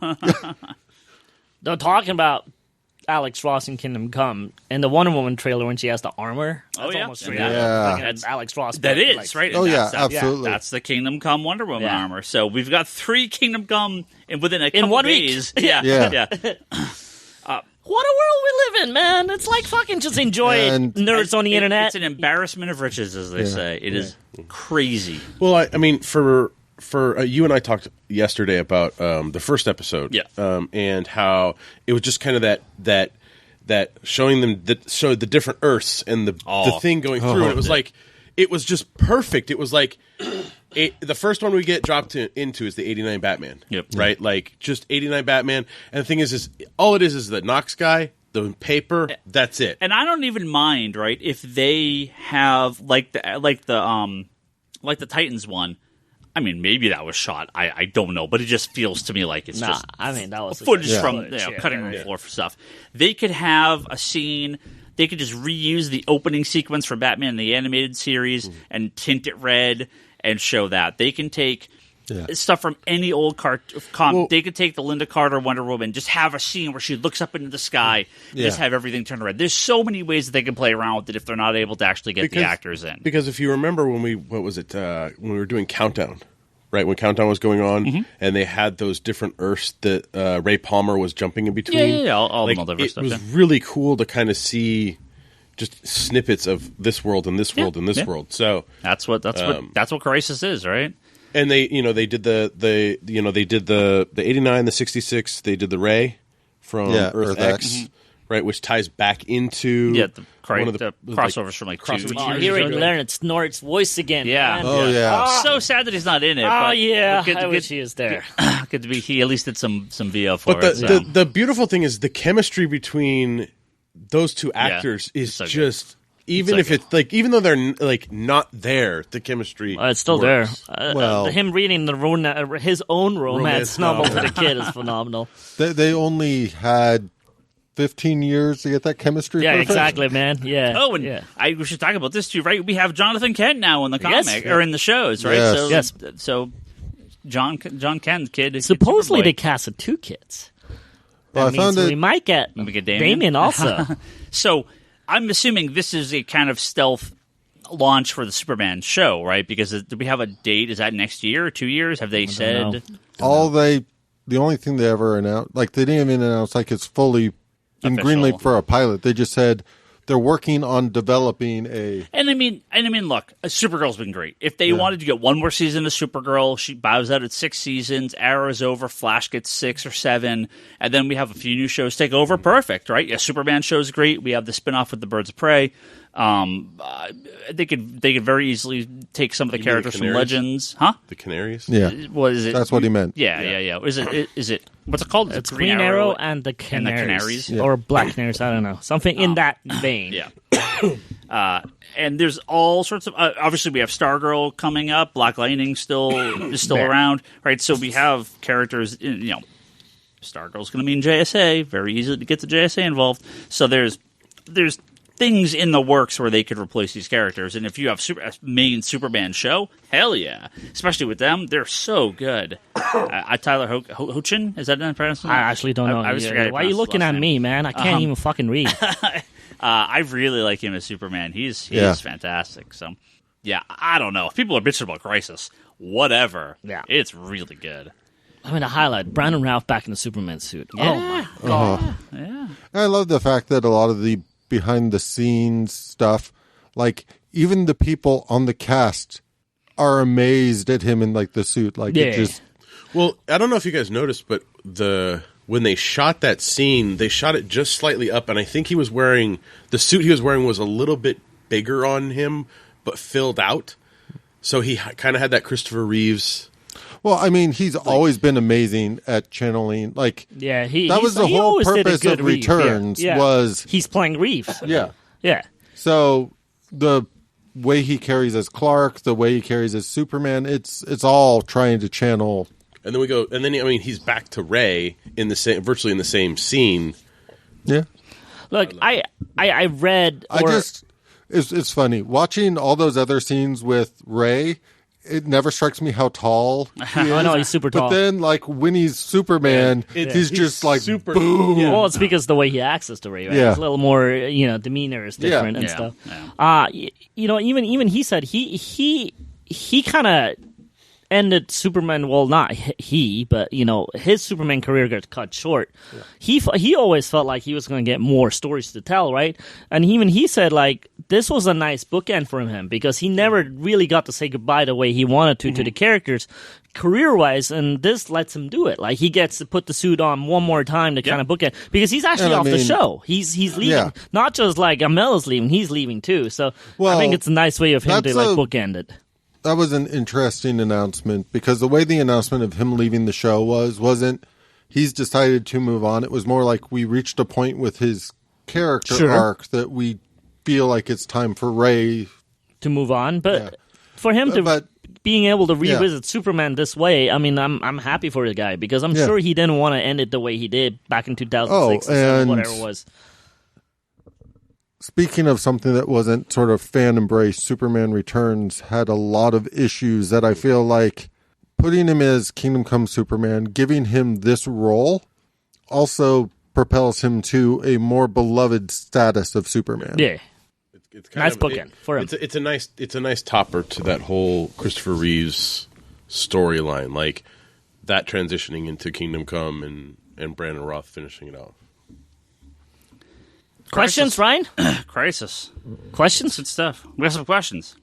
I'm sure we're going to talk more Crisis when it's all over. Yeah. In like I said, January. Yeah. Well, next week I'm sure we'll talk a little bit about the third episode, and then in January. Yeah, because it's going to land on the cliffhanger where everybody dies and The Rock comes in and saves everybody in his car. I actually feel bad. I did not put up the Patreon question thread, so Patreon backers, I'm very sorry. We will get to that. No, but I'm going to have a special something next week for them for our end of year episode. You going to post nude? Because Ryan was too busy posting an internet meme about comic stores not being prepared for. That was today. That was today, not yesterday. He's going to post nude for a Patreon. Oh God! If you are on our Facebook group, you should go over and give us your top 3 comic books of 2019. Yes, please, because I haven't read anything, so therefore I'm going based on what all you guys are saying, as well as your top 3 TV shows and top 3 I have no problem movies saying. Based on comic books. We are going to tally all those votes up, and Didn't we calculate there's something like 6 movies to pick from? Yeah, I think there's 6. That's it. That seems like such a low number. And we're going to tally them all up, and I'm going to see what the community has voted to be the best shows, movies, and comic books of 2019. And then, of course, we will have our 2 end-of-year episodes the next 2 weeks. So look for that next week. I'm not sure if we're going to do the comic books or TV shows, movies first. It just depends. I got to figure out. I have a question about that. Sure. You posted on the internal page about if people want to record with either you or me as a me. Well, you recording one and I'm recording? What's going on there? No. Like the way you worded it was kind of weird. Well, I said if anyone, because Charlie cannot be on. Oh, can't? Right? Charlie's going to be on. So we record something separate. But that's why I'm also being like, Toby, okay, I'm down. Doomsday Clock, please. What? So Doomsday Clock should be next week available. Oh, I'm buying it for you? Yes. And I'm bringing it where? To my house. Okay, sure. Yes, thank you. And then we record? If you want to. But okay. Lane says you should be here. Scott's been working a lot. Wait, so I why don't are you know his not? schedule. That thing. Charlie's going to be gone. Yes. Kevin Sharp is going to be here. Yeah. Bryce clearly will not be here, but I would love Bryce to record his own thoughts to be attached to the episode. I could get him. So I figured either so me. Won't that crash our server because it'll be way too much? No, I got this covered because this guy doesn't know how to handle technology over there. I'm pointing at Higgins. So Charlie, and Bryce do our separate thing? Or? Well, no, you're going to be here, yeah? Sure. Toby's just going to appear in everybody's recording. I am the infinite Toby. If you want to be in every podcast, Kevin St. Paul, I'm there. We'll figure it out. We'll figure it out off the air. But but the way you worded it was just kind of funny. You could either record with either myself or Toby. I don't like the fuck. I just tagged you in the thread just to. Toby is right. The way you worded it was a little odd. Okay. Well, anyway, we have some questions. Pointing you out, Ryan. Calling you out. Stefano on Twitter asks, "Hey, Stefano, for all of you who sub to the DC oversized Black Label titles, how do you store these things? I am stumped." It's called a IKEA bookshelf. It's that, or it's called a magazine box. They fit perfectly in a magazine box next to the Playboys. Oh, I didn't say that last. See, I just put them on my bookshelf. So you put them on the bookshelf like the 3 individually, like together, or you wait till the collected edition? But then the collected edition comes out, and then those. You place them? Yeah. There you go. There you have your answer, Stefano. You can put them in magazine boxes, or they have like magazine folios that work really well. Yeah, they're very expensive though. If you want to buy a ton of those. Stefano says now that I've been collecting and reading comics for 6 years, I've come to a sizable collection of floppies that I've yet to prune, which I tire of lately. It's made me reconsider my subs and subscribing to second tier titles in his mind, like Teen Titans and Wonder Woman. Has anyone else gone through this? Yes, every day of my life. That's Toby's entire comic book experience. Every book I have. If you go really crazy, you reach a point where even on like trades and hardcovers, you're looking at all your collection, going, "I might need to actually purge some of this." Yeah, yeah. I keep calling it my retirement hobby. Like I'm just collecting towards when I retire, and then I have entertainment till I die. That's including my books and my Legos. So I have all these sets that one day will build. I mean, one day when I'm poor, I guess. I definitely build, but then I definitely purge. When I put stuff into my bigger collection, I do tend to pull out, a box or two. Unfortunately, I put like 6 boxes in, so I don't gain any space. But you're good. Charlie's good too. It's something at least. So, to your retirement point, because I've always kind of viewed it the same way. That we're going to retire together, and we're like, hey, have you read this book? No, let me read it. Every once in a while, I start looking at everything, and I start doing the math in my head, and I'm like... How long will this last me entertainment-wise? Exactly. My fear is I'll just start reading. I'll sit down to read in a nice comfy chair, and I'll just fall asleep.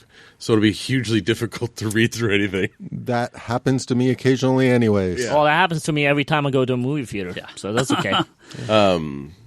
No, but... yeah, you get to the purging. Like, I cut a title today. Death and Glory, R.I.P. I got 3 pages into the current issue, and nope, done. That's what you I have a point of view on this purging thing. Is it Stefano? Yeah. I tend to, when I have to cut down on books, I tend to cut down on books that are selling well, if that makes sense.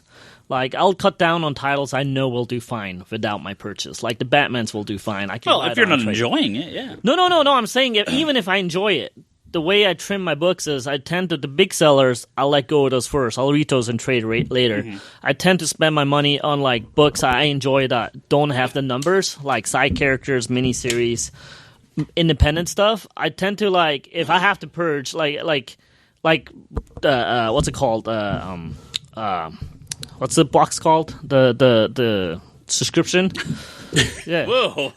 Pull box? I wasn't sure where you were going there. Oh, no. What I mean is, like, I tend to, like, if I have to put my money only one way, I tend to support the ones that need it slightly more, because the Batmans and the JLA, the Jeff Johns will do just fine on their own. So I tend to try to support the characters in smaller books I can. That's good. So, depending on your desired format, this can be kind of adapted to it, but for me, it always comes down to, like, okay, what are my gems? Like, what are the things that I just feel the need to have? Mm-hmm. And that's typically a very small amount of stuff that has either sentimental So you don't need the entire run? No, See, that's where I differ. Nightwing, every single issue, no matter how bad it is. But here's for me where it... So, the gems are single things in a lot of ways. Sometimes it's because it's signed. Sometimes it's because it's just... It's just this is the stuff that is almost sort of standalone in my collection, because it's not really about collecting the run or the story. It's this particular cover or this particular issue or this, even like mini-series to a degree, is something special about to me, so I hold on to that. And that's not a massive part of my collection. The rest of it, because I primarily collect and trade in hardcover, especially when it came down to floppies, was always... Would I buy this again in trade or hardcover? If the answer was yes, was there a trade or hardcover I could buy of it? And then that allowed me to kind of weed and purge from the collection. But the same thing can kind of work if you're looking at your collection going, would I rebuy this? Meaning, if a fire happened, if got water damage, is this something important enough to me that I'd rebuy? And if the answer is yes, then it's worth keeping. It makes a lot of sense. If it's not something that holds that much value to you, then you're probably better off selling it, letting it go, recovering the space, all that kind of thing. We should send Stefano a copy of the life-changing manga of tidying up. Yep. Marie Kondo. You can order that if you want, Stefano. We can ship it to you. Hey, man, I do not believe in her philosophy. I was going to say. Okay, her philosophy does not. It's backfiring on me, okay? Is that your house? No, she goes, everything has a soul. I'm like, I'm definitely not getting rid of it then, because it belongs to me. Fucking Toy Story. Fucking fuck me up for life. All my toys belong to me. I'm not fucking passing it on to nobody. Jeremy says, I've been really getting into comic book documentaries lately. Batman and Bill along with Robert Kirkman's Secret History of Comics, are simply fantastic. I do need to watch. I watched one about the Wonder Woman curator. I'm like, that dude lived a life, man. Yeah. I watched the Claremont X-Men one recently. So he says, any other recommendations out there? Wes did reply and say Amazon Prime is one about Chris Claremont and his work on X-Men. So I do want to watch that. I didn't know that existed, but I heard about it the other day for the first time. Did the Cage Superman documentary ever come on any streaming service? Oh, I don't know. I think it happened, though, right? Didn't that get funded? I think I may even actually put money into that somewhere. I just don't know how to watch it. Yeah. So the other thing I watched recently isn't necessarily directly about comics, even though it really is the Toys That Made Me. Did the turtle one about Laird and Eastman? I need to see that. People are talking about it on the interweb. Really, how do I know about all the interweb shit more than you do, Ryan Higgins? No, I've heard that. That's a new world. I've heard that episode's really, really good. It is really good, and it does have a lot to do with sort of the comic book creation of the Turtles to the merchant. So I did not know really that they had a falling out the way they did. I had no idea. I knew they didn't like each other, but I didn't realize how. I don't know how it split. I mean, I'm sure they talk about it. Who got what, but. So I mean, I could get into it, or you guys can just watch the. They can watch it. Yeah. But Leanne knows, I get all the Blu-rays for all the movies, and I'm like, cool, put the movie on. Okay, go to the special features and watch the documentary about Captain Marvel for the 97th time. But I don't actually watch the movie. I just watch the special features. I love commentaries. I love the commentaries on the movies. Yeah. I watch all of the documentaries that come with the comic movies. I love those almost more than the movies in some cases, just because that's, it's actually... Especially DC does some really good documentaries on the comic books. They really don't.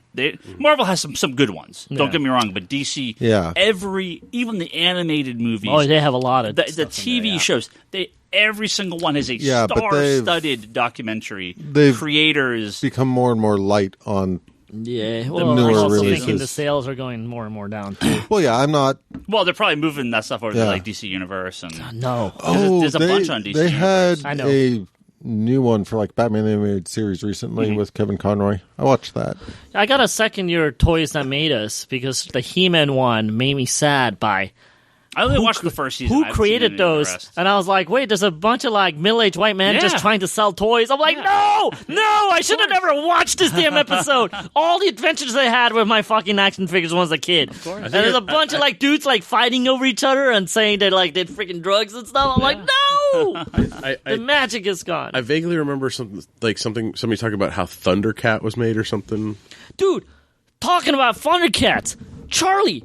Did you? I blew my mind. I did not notice. I watched this YouTube video, which was a sci-fi. It took it from TV and put it on YouTube. The Silverhawks are offspring of Thundercats. Did you know that?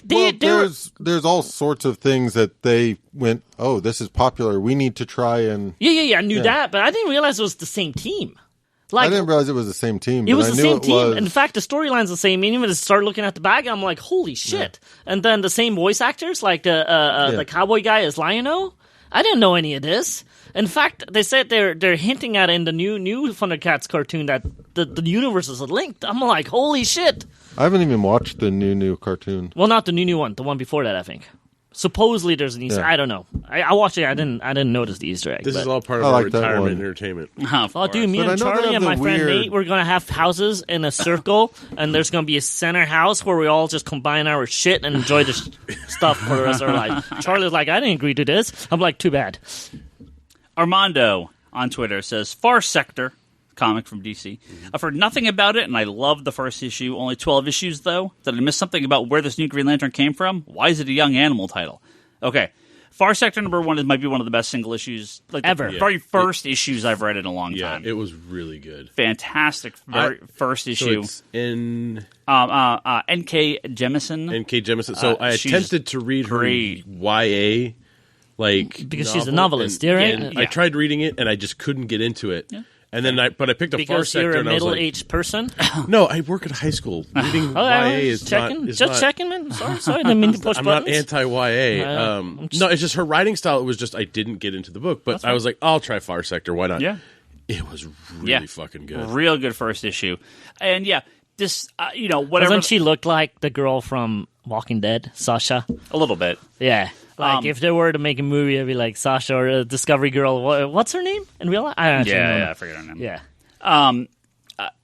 the continuity of this, I don't know. I mean, they just randomly created a new human Green Lantern. But don't worry about any of it. Why is this young animal? I have no clue. It's because it's R-rated, I guess. It's one of their mature reader books. So just enjoy it. It's a damn good first issue. Second issue's out today, so I really want to see what they can do with this. We have 2 new Green Lantern girls. But you sold out. No, I got more back in. You did? First print? Yeah, I got a big stack of first prints back in. Really? Yep. Because I reordered them day one. Oh, because there's the new Green Lantern. There's the new Green Lantern girl in Young Justice. Yeah, there's another new. Well, they kind of explain her powers. She's not a Green Lantern. She accesses the power, but she's not a Green Lantern. Oh, talking about not a real true Green Lantern. Can I sidetrack this again? Of course. Is the Mandalorian actually a Mandalorian? Mando? Yeah. Yes, Mando is a Mandalorian. Is he though? Yes. Who says that? You? It's the race of people. It's not. Yeah, but they took him in. Yeah. I don't think he actually is a real Mandalorian. He respects the Mandalorian way, but I don't think he's a Mandalorian. But the race of people took him in, but I don't think he is. No, but that's what he joins the Mandalorian way. I don't think he's a Mandalorian though. Isn't the Mandalorian a race of people? I don't even know that and they then Jango and Boba Fett are not Mandalorians. They just got the armor. Right. Did they just kill someone and go, your helmet is mine? I think you're thinking of it way more. I don't think Mandalorians are a race. I think it is a group of people. Is it a religion? I'm sure Wikipedia could tell you much better than I could. Wikipedia. Yeah. But Wikipedia is full of crazy people too. Wikipedia. Wikipedia, okay. But see, you were not joking about that. I'm not joking. But Toby doesn't like the Mandalorian right now. I just don't like the last 2 episodes. Although I'm a big Gina Carano supporter. Go Gina, you rock. Oh no, I liked them. They're great. Well, I seen a movie called Seven Samurai, and I seen other things, and the last one felt like a fan film. But I really enjoyed the first 3 episodes. Charlie just starts rolling his eyes. Charlie does the Charlie lean back. No, bring it on, Charlie! We haven't had a fight ever on this podcast. This is one of those where I feel like I should be more clear on the answer to Mandalorians, because they did a lot with the Mandalorians. Oh, on the cartoon, right? Yeah, because there was a Mandalorian on the cartoon, right? The girl one, right? Yeah. But she was faceless. I mean, not faceless. She took the mask off. Yeah, so she's not a true Mandalorian. She kind of ran away from her people and all that. So she used to be a Mandalorian. Yes. Okay, according to Wikipedia, they are a distinct human clan-based people who originated on Mandalore, right? I mean, they come from a place. But yeah, I think you can just sort of join them, part of their clan. Yeah, it's the clan base. But then Boba and Jango are not, right? Right. Okay. Well, they could be. We don't. No, I'm pretty sure he takes. The whole idea is that Jango takes that armor, right? Okay, and then Boba just took it from Jango. Yeah, passed it on or something. Yeah. Okay. Well, I mean, he picked up the head with the helmet with the head still in it. So. Well, look. To echo what I said earlier, look, I very much enjoyed the first 3 episodes. Last 2 didn't really quite do it for me, but, I still enjoy it and still watch it. I'm not going to go on the internet and then cry for 15 hours and type words about it. You're not going to Rob Liefeld it? I think he's a crazy person. I kind of enjoy him, actually. Actually, I'll just watch him. That guy is batshit nuts. Dude, I watched this video of this this one dude's dad who built this ramp off the side of his house to slide into his pool, and then he goes in this little kayak, and the dude is 60, 70 years old, and he goes from the roof all the way down his pool. Anyways, take that for it. Is Toby on TikTok? No. Question from M. What the fuck is on TikTok? Twitter. Good luck with that. DC seems to be moving towards doing a Dark Knight's Metal 2 with titles like The Tales from the Dark Multiverse and Batman Superman fighting the infected versions of heroes. If this is the case, how do the hosts feel about an event being revisited so soon after the original? I wanted to read this question only because Scott Snyder did make a post on Twitter the other day that was basically so if we do Metal 2, are you guys into that? Why is he not sure about it? He should just do it. If the story is there, the story is there, right? If you look at what DC's done, we've talked about this on the podcast a few times. The Dark Multiverse characters, they're coming in. Oh, God, they're so good. It's been really good. They have the, Evil Unleashed. I totally can't remember the name of the miniseries now. It starts in January. That ends in April. Mm-hmm. What is May? Free Comic Book Day. May the Force be with you. May tends to be big launches for comic book events. They do a lot of that DC after Comic Book Day. Their little... So if the final issue comes out in April and May is Metal 2, I would not be the least bit surprised. And in terms of revisiting it so soon, it's been a couple of years. The way they handled sort of the Dark Multiverse the first time was very, very Batman-centric. Yeah.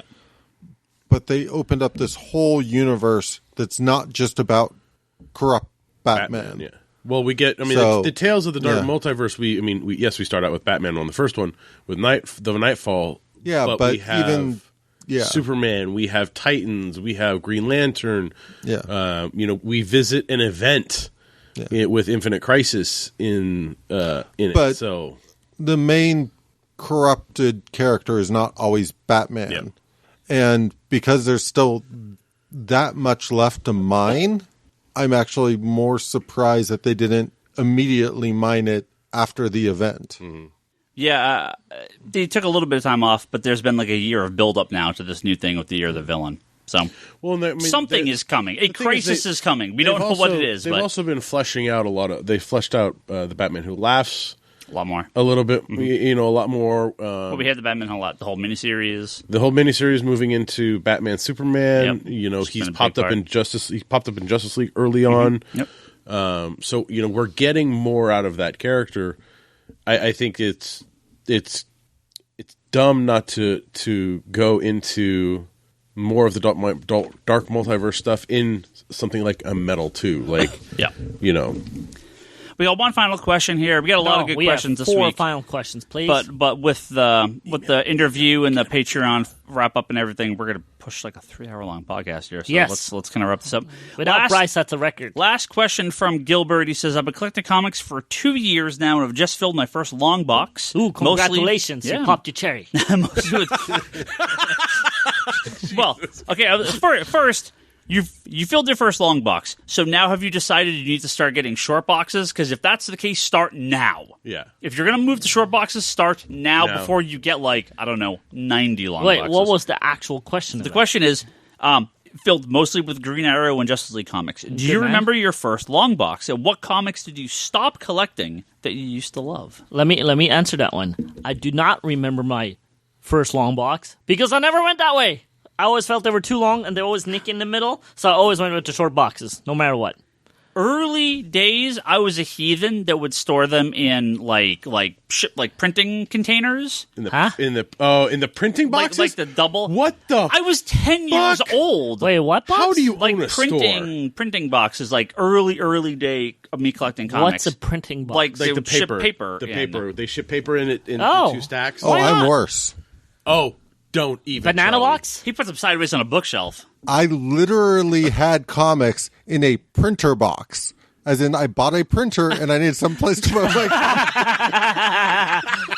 So I by the time I got my first couple boxes, proper boxes. So banker's boxes I can forgive. Okay. It's the same thing. It's the same no, it's thing. not. It is a different. printer box where I took boards, wrote the name of comics on the boards, put it into my printer box. Hell yeah. A banker's box, a printing box. It's the same. A banker's box actually has handholds. It's the same and a good lid. A paper box is a separated box. Hey man, I started putting them in a binder with the fucking the plastic thingy. It's awful. Binders are awful. I didn't say I was smart. I just said that's what I did. I gave up on that fairly fast. I couldn't tell you if I filled up a long box or a short box or.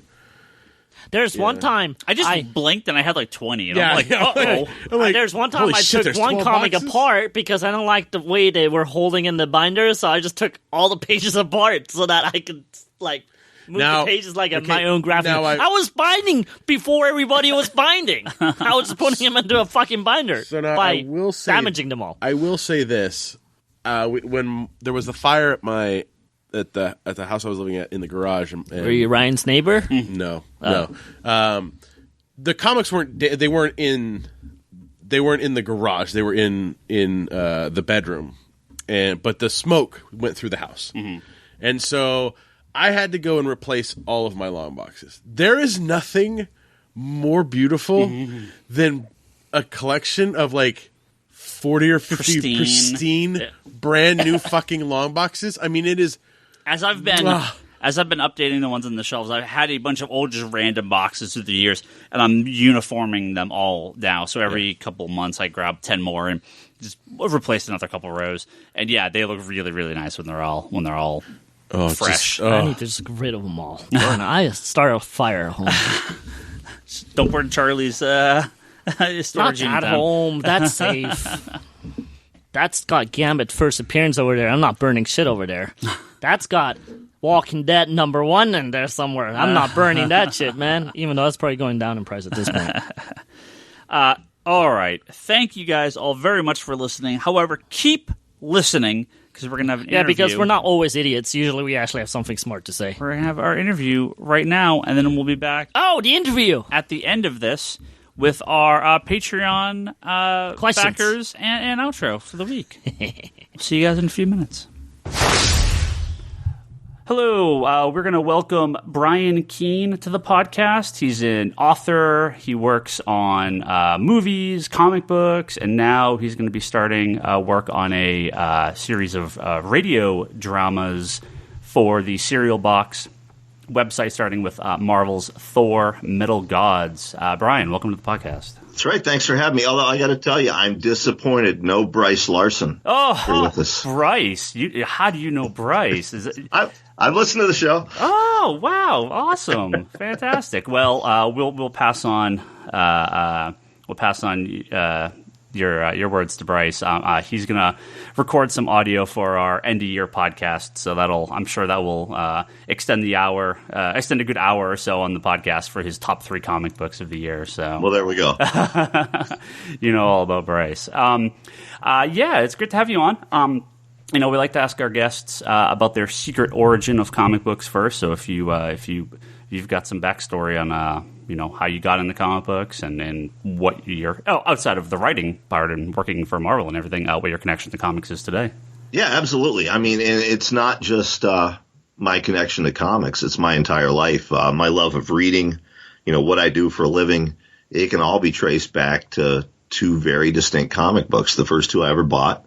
It was 1976, and it was The Defenders issue 33 and Captain America and the Falcon issue 196. My father got them for me on the same day. I brought them home. I read them cover to cover, immediately reread them again. After dinner, I got out the dictionary and started looking up the words that I didn't know.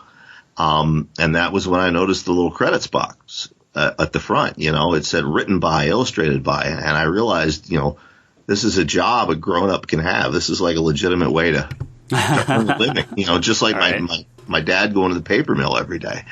And that started it for me. Cullen and I have known each other, I guess, 25 years now, and we've always joked. I wanted to be a comic book writer. He wanted to be a novelist, and somewhere along the way we switched careers. I'm lucky and privileged enough to be a best-selling novelist who moonlights as a comic book writer, and he's lucky and privileged enough to be a best-selling comic book writer who moonlights as a novelist. So I don't know that there's anyone in comics doing more work than that guy. He writes so many books. He's the Bill Mantlo of our generation, and I mean that with all due respect. I'm a Mantlo fan, and one of the things I liked about Mantlo. Back in the day, he'd crank out ROM and Micronauts and Hulk and Marvel 2-in-1, and you'd read half the Marvel books of the Bronze Age had his name in the credits at one point. So as we progress through the years into high school, college, things like that, did you stick with comics or did you kind of fade in, fade out? Or I did. My first big conscious influence was Steve Gerber. I'm 8 years old, living in rural Pennsylvania. The only people of color I'd ever seen were, like Gordon on Sesame Street. I had no idea of the world outside of PA. And, 8, 9 years old, Steve Gerber's showing it to me through Man-Thing and through Defenders. Later on in my teenage years, same thing with J.M. DeMatteis, particularly his run on the Defenders. My dad was a Vietnam vet, and I've told DeMatteis this in person, and I didn't know how to talk to my dad about Vietnam. He would not talk about it. And I read an issue he'd written of the Defenders featuring Devil Slayer, and it's about his time in Vietnam. And it kind of ended up inspiring a dialogue between my father and myself, and he actually ended up opening up and sharing that with me. So it was always there. I was a fan, but I also knew, okay, this is what I want to do for a living. I want to tell stories like this and impact people's lives. I was a voracious comic reader and collector up until, I guess, the 90s, up until about the time of Onslaught. And I'm not denigrating that era. It's just, it wasn't for me. You know what I mean? So I quit reading. I quit collecting. But then last year I was in a pretty bad accident. I was laying in the burn ward, and somebody sent me a stack of old beat up Bronze Age Marvel and DC and Charltons, and I really got back into it, and nice. I've been rebuilding my collection. My local shop's really happy with me right now as far as so. Yeah, I've always stayed in touch with what was going on. Like today's stories. They're not written for me. I don't think they should be written for me. I'm a 52-year-old white guy, but I hope they're appealing to somebody. But I keep one foot in there just to see what's going on and be informed, so that I can use it when I'm writing them. I can, be in touch, as we did with Thor Metal Gods. Sure, yeah.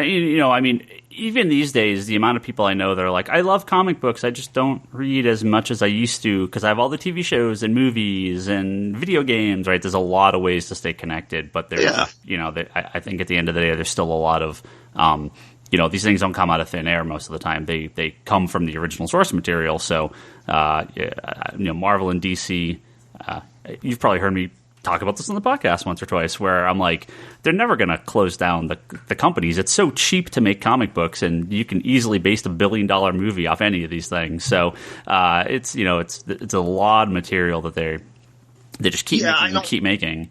I don't think they would ever quit pub. And I'm not beholden to any agreements with Marvel or DC. I'm a freelancer, so I can speak openly. Jude Terrett, Bleeding Cool, he and I have talked about this at length many nights. I don't think they'll ever stop publishing. I do think there might come a day when a bean counter at Disney or a bean counter at Warner says, why are we publishing these ourselves when we could just license them out? And, there may be a future down the road where, I don't know, Dark Horse has the license to Fantastic Four and Image has the license to Spider-Man. Maybe not those companies, but I could see them getting farmed out. We've seen this already with Marvel, right? IDW is publishing the kids line of the Spider-Man, Captain Marvel, Black Panther comics, which it's funny. I was absolutely blown away when that happened, and nobody talks about it. It's like, yeah, okay, this is how Disney works, right? Yep. Yeah, I think as long as Marvel and DC remain profitable within themselves, I expect they'll continue. But if there's a weird turn, that's a distinct possibility. Right. So you've written some novels, you've worked in movies, worked on some films, The Rising, City of the Dead, and some of your big novels. But you've done some comic work too. You worked on Doom Patrol for a little bit. Kind of how do you get into that? Just through friendships, or just kind of pitched?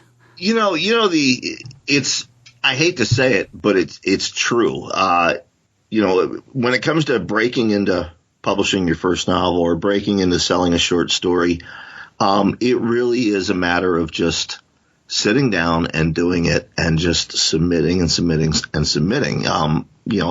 But with comics, I have found that, particularly for the big two, I think for the most part, you have to have succeeded in another media before they'll come look at you. I know that was certainly my case. I submitted to Marvel for years and couldn't hear back anything.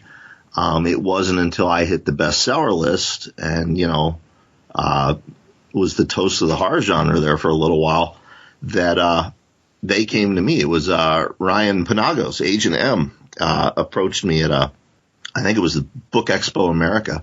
And, he's like, hey, I'm a big fan. I'm like, hey, I'm a big Marvel fan. And he put me in touch with Warren Simon, who was an editor at Marvel at the time. He's since gone on to Valiant. And, suddenly I was able to pitch and actually get a response. I pitched 3 things. I pitched Devil Slayer, Kazar, and Killraven. And the one they took from me was Devil Slayer. So I did a little I guess it was 5 issues for their Max line. It did well for a Max book. I know not all retailers can stock the Max titles. But it did fairly well for a Max book. And then Warren left the company and I got kind of ghosted. So I had since struck up a friendship with Keith Giffen. I was a big fan of Keith's growing up. People forget he's the guy that followed Jack Kirby on Commandy, Last Boy on Earth. And Keith was a fan of mine, and he had sent me an email, and we'd struck up a friendship. And he said, well, I can get you on a DC if you want to do more comics. I'm like, yeah, that's great. So, just whatever they wanted for me, Doom Patrol, Masters of the Universe, a lot of one-shot stuff.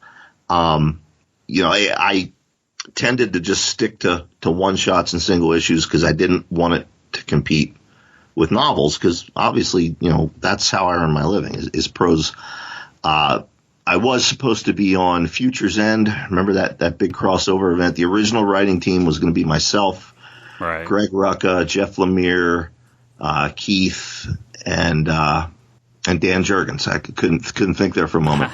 And Rucka and I, unfortunately, we ended up having to walk off the book before it got announced. And I guess they replaced us with Brian Azzarello, which is cool. Yeah, those weeklies were.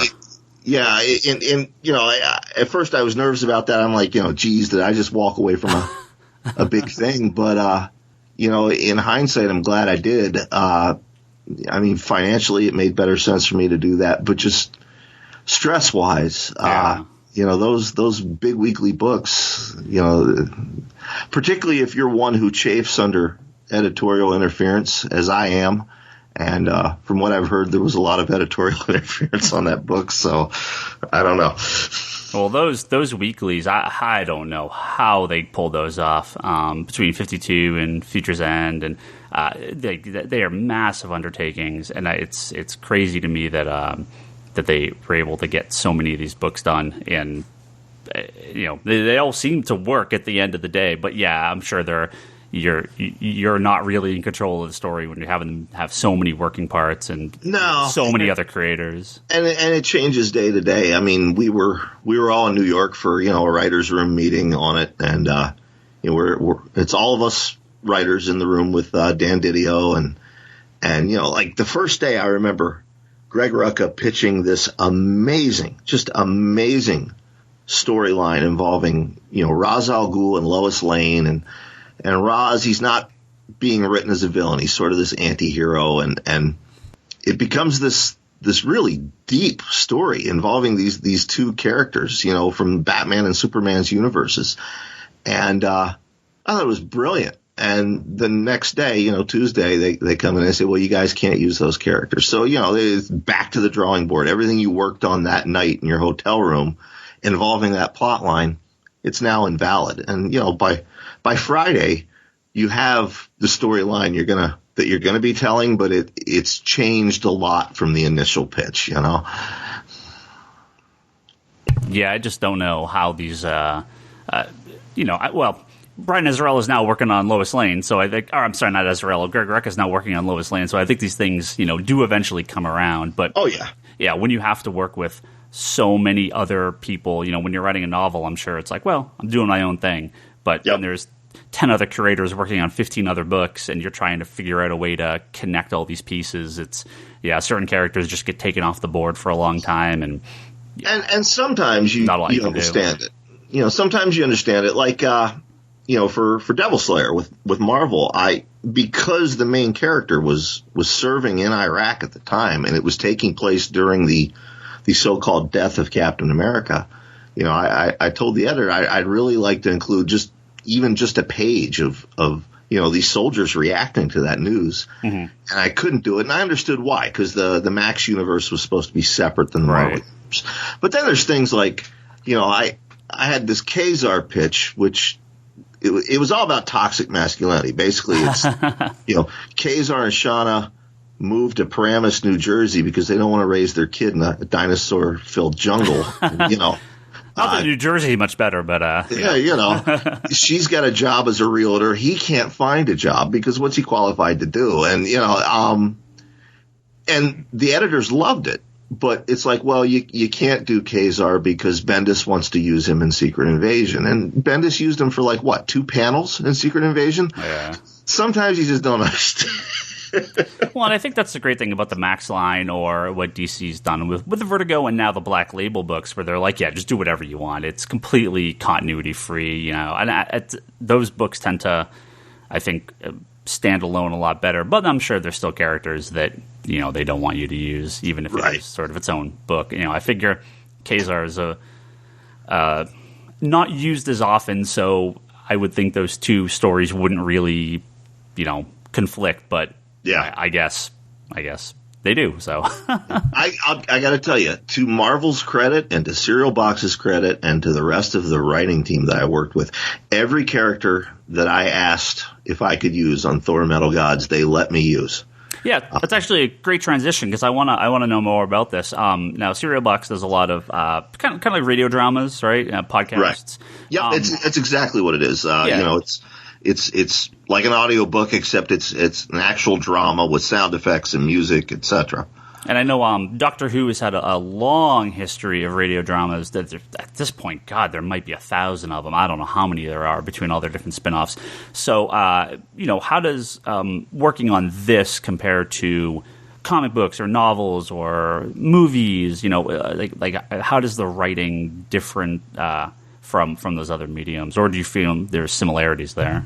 I think there's a lot of similarities to prose, but it's structured, a lot like television and comics, in that it's episodic. You know, you got to end on a cliffhanger. You got to hit all those beats. But you know, you write it like prose, and the beauty of it is, your average novel is going to be, you know, 90,000, 100,000 words. These are 60 or 70,000 words at the most. So they're shorter, they're punchier. You know, I really enjoy it. This is the 3rd thing I've done with Serial Box, and I really enjoy the medium. I enjoy working for the company. They're great to work for. You know, they've got a lot of media tie-in stuff. They got Orphan Black.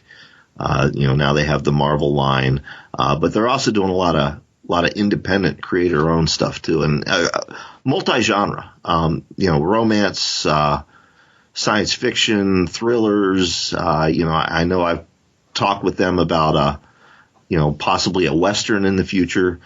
So you know, they're really open to everything, and yeah, I guess you probably don't see it being a retailer, but you know, audio seems to be the big seller right now. It's the way ebooks used to be, but aren't really anymore. Audio is like everybody's listening to audio, so it's.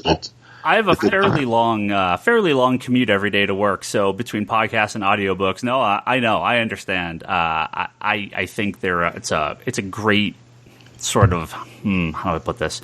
It's a great sort of medium between the novel and books and film. I think if it's done well, you can see the movie right in front of you while it's playing, especially with all the special effects. I know for a lot of the Star Wars audiobooks, even though they are just an audiobook, they've done like full cast recordings of special effects and sound effects and music, kind of somewhere in between an audio drama and an audiobook. So no, it's you know, obviously we've been podcasting for a long time, and I think it, you know, I think with the longer commutes, especially in some of these bigger cities where people are, they have a lot of time in their hands, or through public transit, or especially, an audiobook used to be on like 50 cassette tapes or a couple dozen CDs, and now it's just another file on your phone, right? So It makes sense that these are becoming much more popular than they used to be.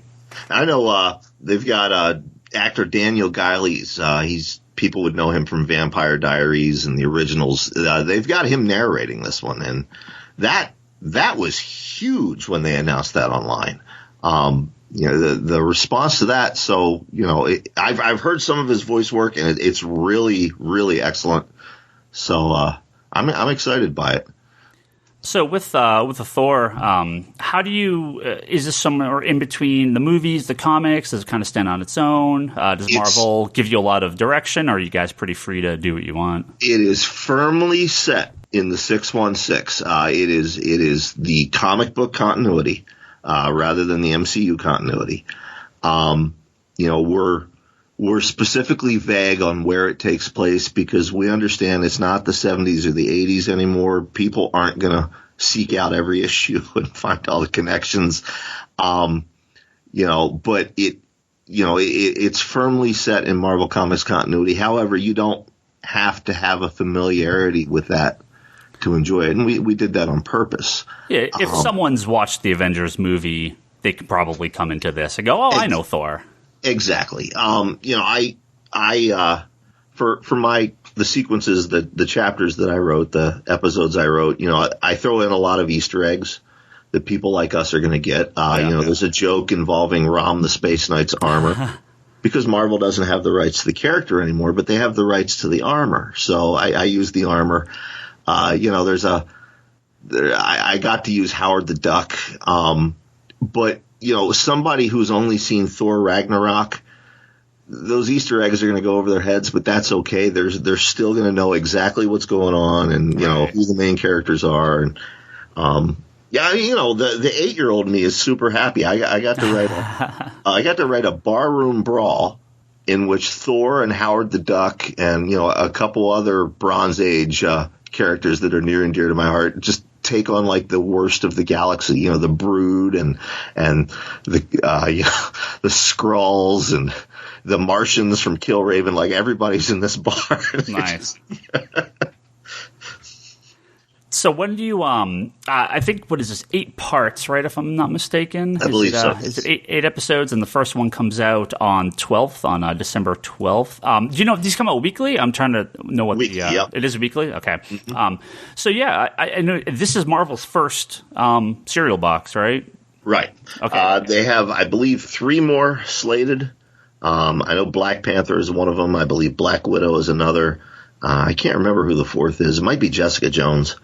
Thor was the one I was involved with. If it does well, I certainly think people will probably see more. I know the Wolverine audio podcast that Marvel did last year, that certainly did well. The initial interest for this seems to be very high. So I suspect you might see more of these. That's cool. I remember when that Wolverine one came out, I was like, a Wolverine podcast? Like, what does that mean? But I'm like, oh, it's just a radio drama. Okay, like, why did they just call it that? It was kind of a weird marketing, but I guess podcast is the word people use. But right. But I think radio dramas, people know what that, when you say that, or I don't know, a podcast drama. I don't know if there's a better word. That sounds great. Now, do you have any other projects you're working on you want to talk about? Any other comic work coming up? Always. I don't have any comic work coming up right now, so I'm available if anybody out there needs me. But yeah, a bunch of movie stuff happening early next year that I'm not allowed to talk about. But my new book, Love Letters from a Nihilist, just came out. That's doing well. The other thing I would mention is, the latest movie that I was the executive producer on, I'm Dreaming of a White Doomsday, is streaming right now on Amazon Prime and Xbox. You can also get it on Blu-ray and DVD. It's the first feature length from a young filmmaker who I've been trying to help for a good decade now, and I'm real proud of him. He did a great job with it. It's a holiday horror film, but it is just bleak and depressing as hell, and you definitely don't want to watch it with the kids around. I have a real love for Jack Frost, the kind of schlocky horror Christmas movie, if you've ever seen that. Oh yeah. And so I love. There's something about in Gremlins. Obviously, there's something about a Halloween or something about Christmas horror is I don't know, just the dichotomy there of the very happy Christmas and then the horror elements. I really like those. So it's a good mix. Cool. Well, yeah, I'm really looking forward to this. Like I said, I've always got a long commute, so I'm always on the lookout for new stuff. My podcasts, I listen to a lot of podcasts too, but I throw in an audiobook from time to time. So Marvel's Thor Metal Gods available at serialbox.com. Brian, and if there's anything else, we'll let you go. Nope, that's it, Ryan. Thanks a lot. Excellent. Thanks. And we'll talk to you soon. Thank you all very, very much for listening to this wonderful podcast. It is the end. Well, it is the beginning of the month. We have to thank our wonderful, wonderful Patreon backers. Of course, that's Joe Duff, Andrew Nelson Mendez over Recovery of an Anime Junkie podcast, Craig Anderson at CraigPAnderson.com, Jimmy Rivera at the Social Forum podcast. That's the Social Forum, FOURUM.buzzsprout.com, and James Laws. Thank you guys for your continued support, well as all of our backers on Patreon. At the $5 and up level, let's go through it real quick. Oh, this is why I wanted to get through it quick. Can I read Ryan Higgins' last two tweets? It says, current mood, and then followed by fucking cowards. Sorry, I thought that was kind of funny. Sidetrack. They're one and the same. Dennis Jansen, Alex McHale, David Baroldi, Don Kilson, Mark Long, Stephen Sepia, Ivan Leskanik, Brian Moreski, Miles Gakula, Zach Johnson, Bryce. What was that? What's that? Gakula? Gakula. Gakula? Not Dracula? Gacula. Gakula. Bryce Larson quotes. Bryce is going to be on the final. Bryce Larson quotes is going to be on the podcast? No. Can he be on? Maybe he Can he be on? Can he please Maybe he already is on. You don't know. It's you. I'm going to put a fucking elf on a shelf on your bedside. He's going to be on giving us his top Seriously, comics. Can Bryce Larson quotes call in? Like with those moist... like modulator thingies where he's like, hello. Can we do that, please? Bryce Larson quotes, please call it. And you know what'd be funny? If he calls in, all he does is just repeat what Bryce just said. But we do get his secret origin. Yeah, but then he repeats whatever Bryce just said. So it'd be like a half an hour and then another half an hour of what he just said. Huh? Secret origin would be too revealing, but I would love to have a modulator voice. Yes, please! He'd be like from Inspector Gadget's, the dude with the arm and the fucking cat, alright? Have him record 100 different quotes and just insert them. Yes! Please! Yes, please! Whatever he wants to do. I'll Patreon that Whatever motherfucker. He wants to do. Paula Schultz, Joseph Rodriguez, Jack Ildefonso, JT, Christopher Noyes, David Safar, Verum Libertas, Brian Wyckoff, Joe Cashdoran over at Identity Stunt, PJ Ryder, Josh Elliott, Joe Frazier, Tyler Willits, Rob Bendixson, Tim Martin, Ames Foster, Mason Barber, Anirban Banerjee, Litwin Studios, Robert Lane, Brendan McGowan, Tim from Virginia Beach. What's happening, Tim? Chris Lockhart, Aaron Wright, Father Dante, Christopher Haith, Chris Palaki, This Man, This Pete. You love that one. It's a For some odd Kiwima. reason, you love that one. It's a Kiwima. Mario, that's my favorite name ever. Just another Chris. Wally Ansari, List of Living Dead, Chris Bunch, Malvi Edgar Moreno, and of course, as always, Andrew Cuscieri wrapping up the list. Thank you guys all for your continued support at patreon.com/comic conspiracy, which for as little as $1 a month, you can help support this podcast. We always appreciate it. Do you think you could ever do that list like the Micro Machines guy? No, I barely can pronounce their names at my regular speed. Barely. I mess up half of them. I couldn't. Half? Come on, 3/4. If I'm lucky, half. The Comic Conspiracy Podcast can be found at comicconspiracypodcast.com, geekbox.net, Apple Podcasts, and all your favorite podcatchers. You can catch us all over on your podcatchers. Spotify. We're everywhere. All that stuff, yeah. I think we might even be on iHeartRadio. Maybe if they have a podcast thing. Rate and review us on Apple Podcasts. It always does help. YouTube.com/Comic Conspiracy. If you would like to hear our episodes, except for last week's episode, because I put licensed music into it, that's all going to be available at youtube.com/Comics Conspiracy. Wait, did we get pulled? Well, the episode did, yeah. They literally pulled us off? Immediately, yeah, because I put like the Batman theme song in it and then the Prince song and everything. The Batman theme song in? And Prince. But the thing is, how much time did you put in it? Doesn't matter. 1 second, they'll pull you. Huh? Yeah, Prince fucked me. So you have to edit it. I just want to hashtag that. Hashtag. No, it's hashtag Prince. No, it's in there. It's in there. It just can't be on YouTube. The Comic Conspiracy, geekbox.net. If you would like to publish or if you'd like to send us your long form questions, send us. Which we'll read there. 2024. comicsconspiracy.biz is our physical store's website. You can purchase comic books on there. And, of course, day 2, when I've already forgotten to do the thing I'm supposed to do every day, but we're starting to add a deal of the day or deal of the every couple days, in which a graphic novel or item... Deal of when I get the fuck to it. That's more accurate. A graphic novel or a toy or something will be available at a discounted price. What is it? I don't know. Follow us on social media. It's going to be different every couple days or every day if I get to it. Whatever the fuck look, you get Tuesdays are busy, okay? You need to preempt this. You need to pick what you're going to do on Sunday for Monday, Tuesday, and Wednesday, and then just do it. And then can you, No. You can't have it just auto-do it? Conspiratorock.com is Brock's blog, video poll list, and unboxing videos. Okay, yes, I know Toby likes to call them fake. Follow Brock. Wanderers of the Fourth Dimension podcast. That's Charlie's Doctor Who podcast. And LeanneHill.com. That is my wife Leanne's website, and you can get a link there to her Etsy store. Maybe she's going to draw it off on the shelf for Toby. I doubt it. To purchase prints. The creepy face. And, of course, we have all her prints here available at the store as well. If you are on Twitter, please harass us. Ryan Higgins, we don't need harassment. We just need following and love. That is me. Brock is Brock Sager. Toby is Toby XI. Charlie is Insanity and Chaos. The store is Comics Con Store. Please listen to the Geek Box. I'm on every Monday. It goes up Tuesday morning at 7 a.m., assuming I get it up on time. 7 a.m. Tuesday mornings, Geek Box, talking about all the hot geek stuff from the previous week. And that weekend, talking a lot of Watchmen recently. And Manga Machinations. I got some friends at work do that. They talk about manga and occasionally anime over there every single week. Thank you all. Right. Thank you all for your continued support of this podcast through the year 2019.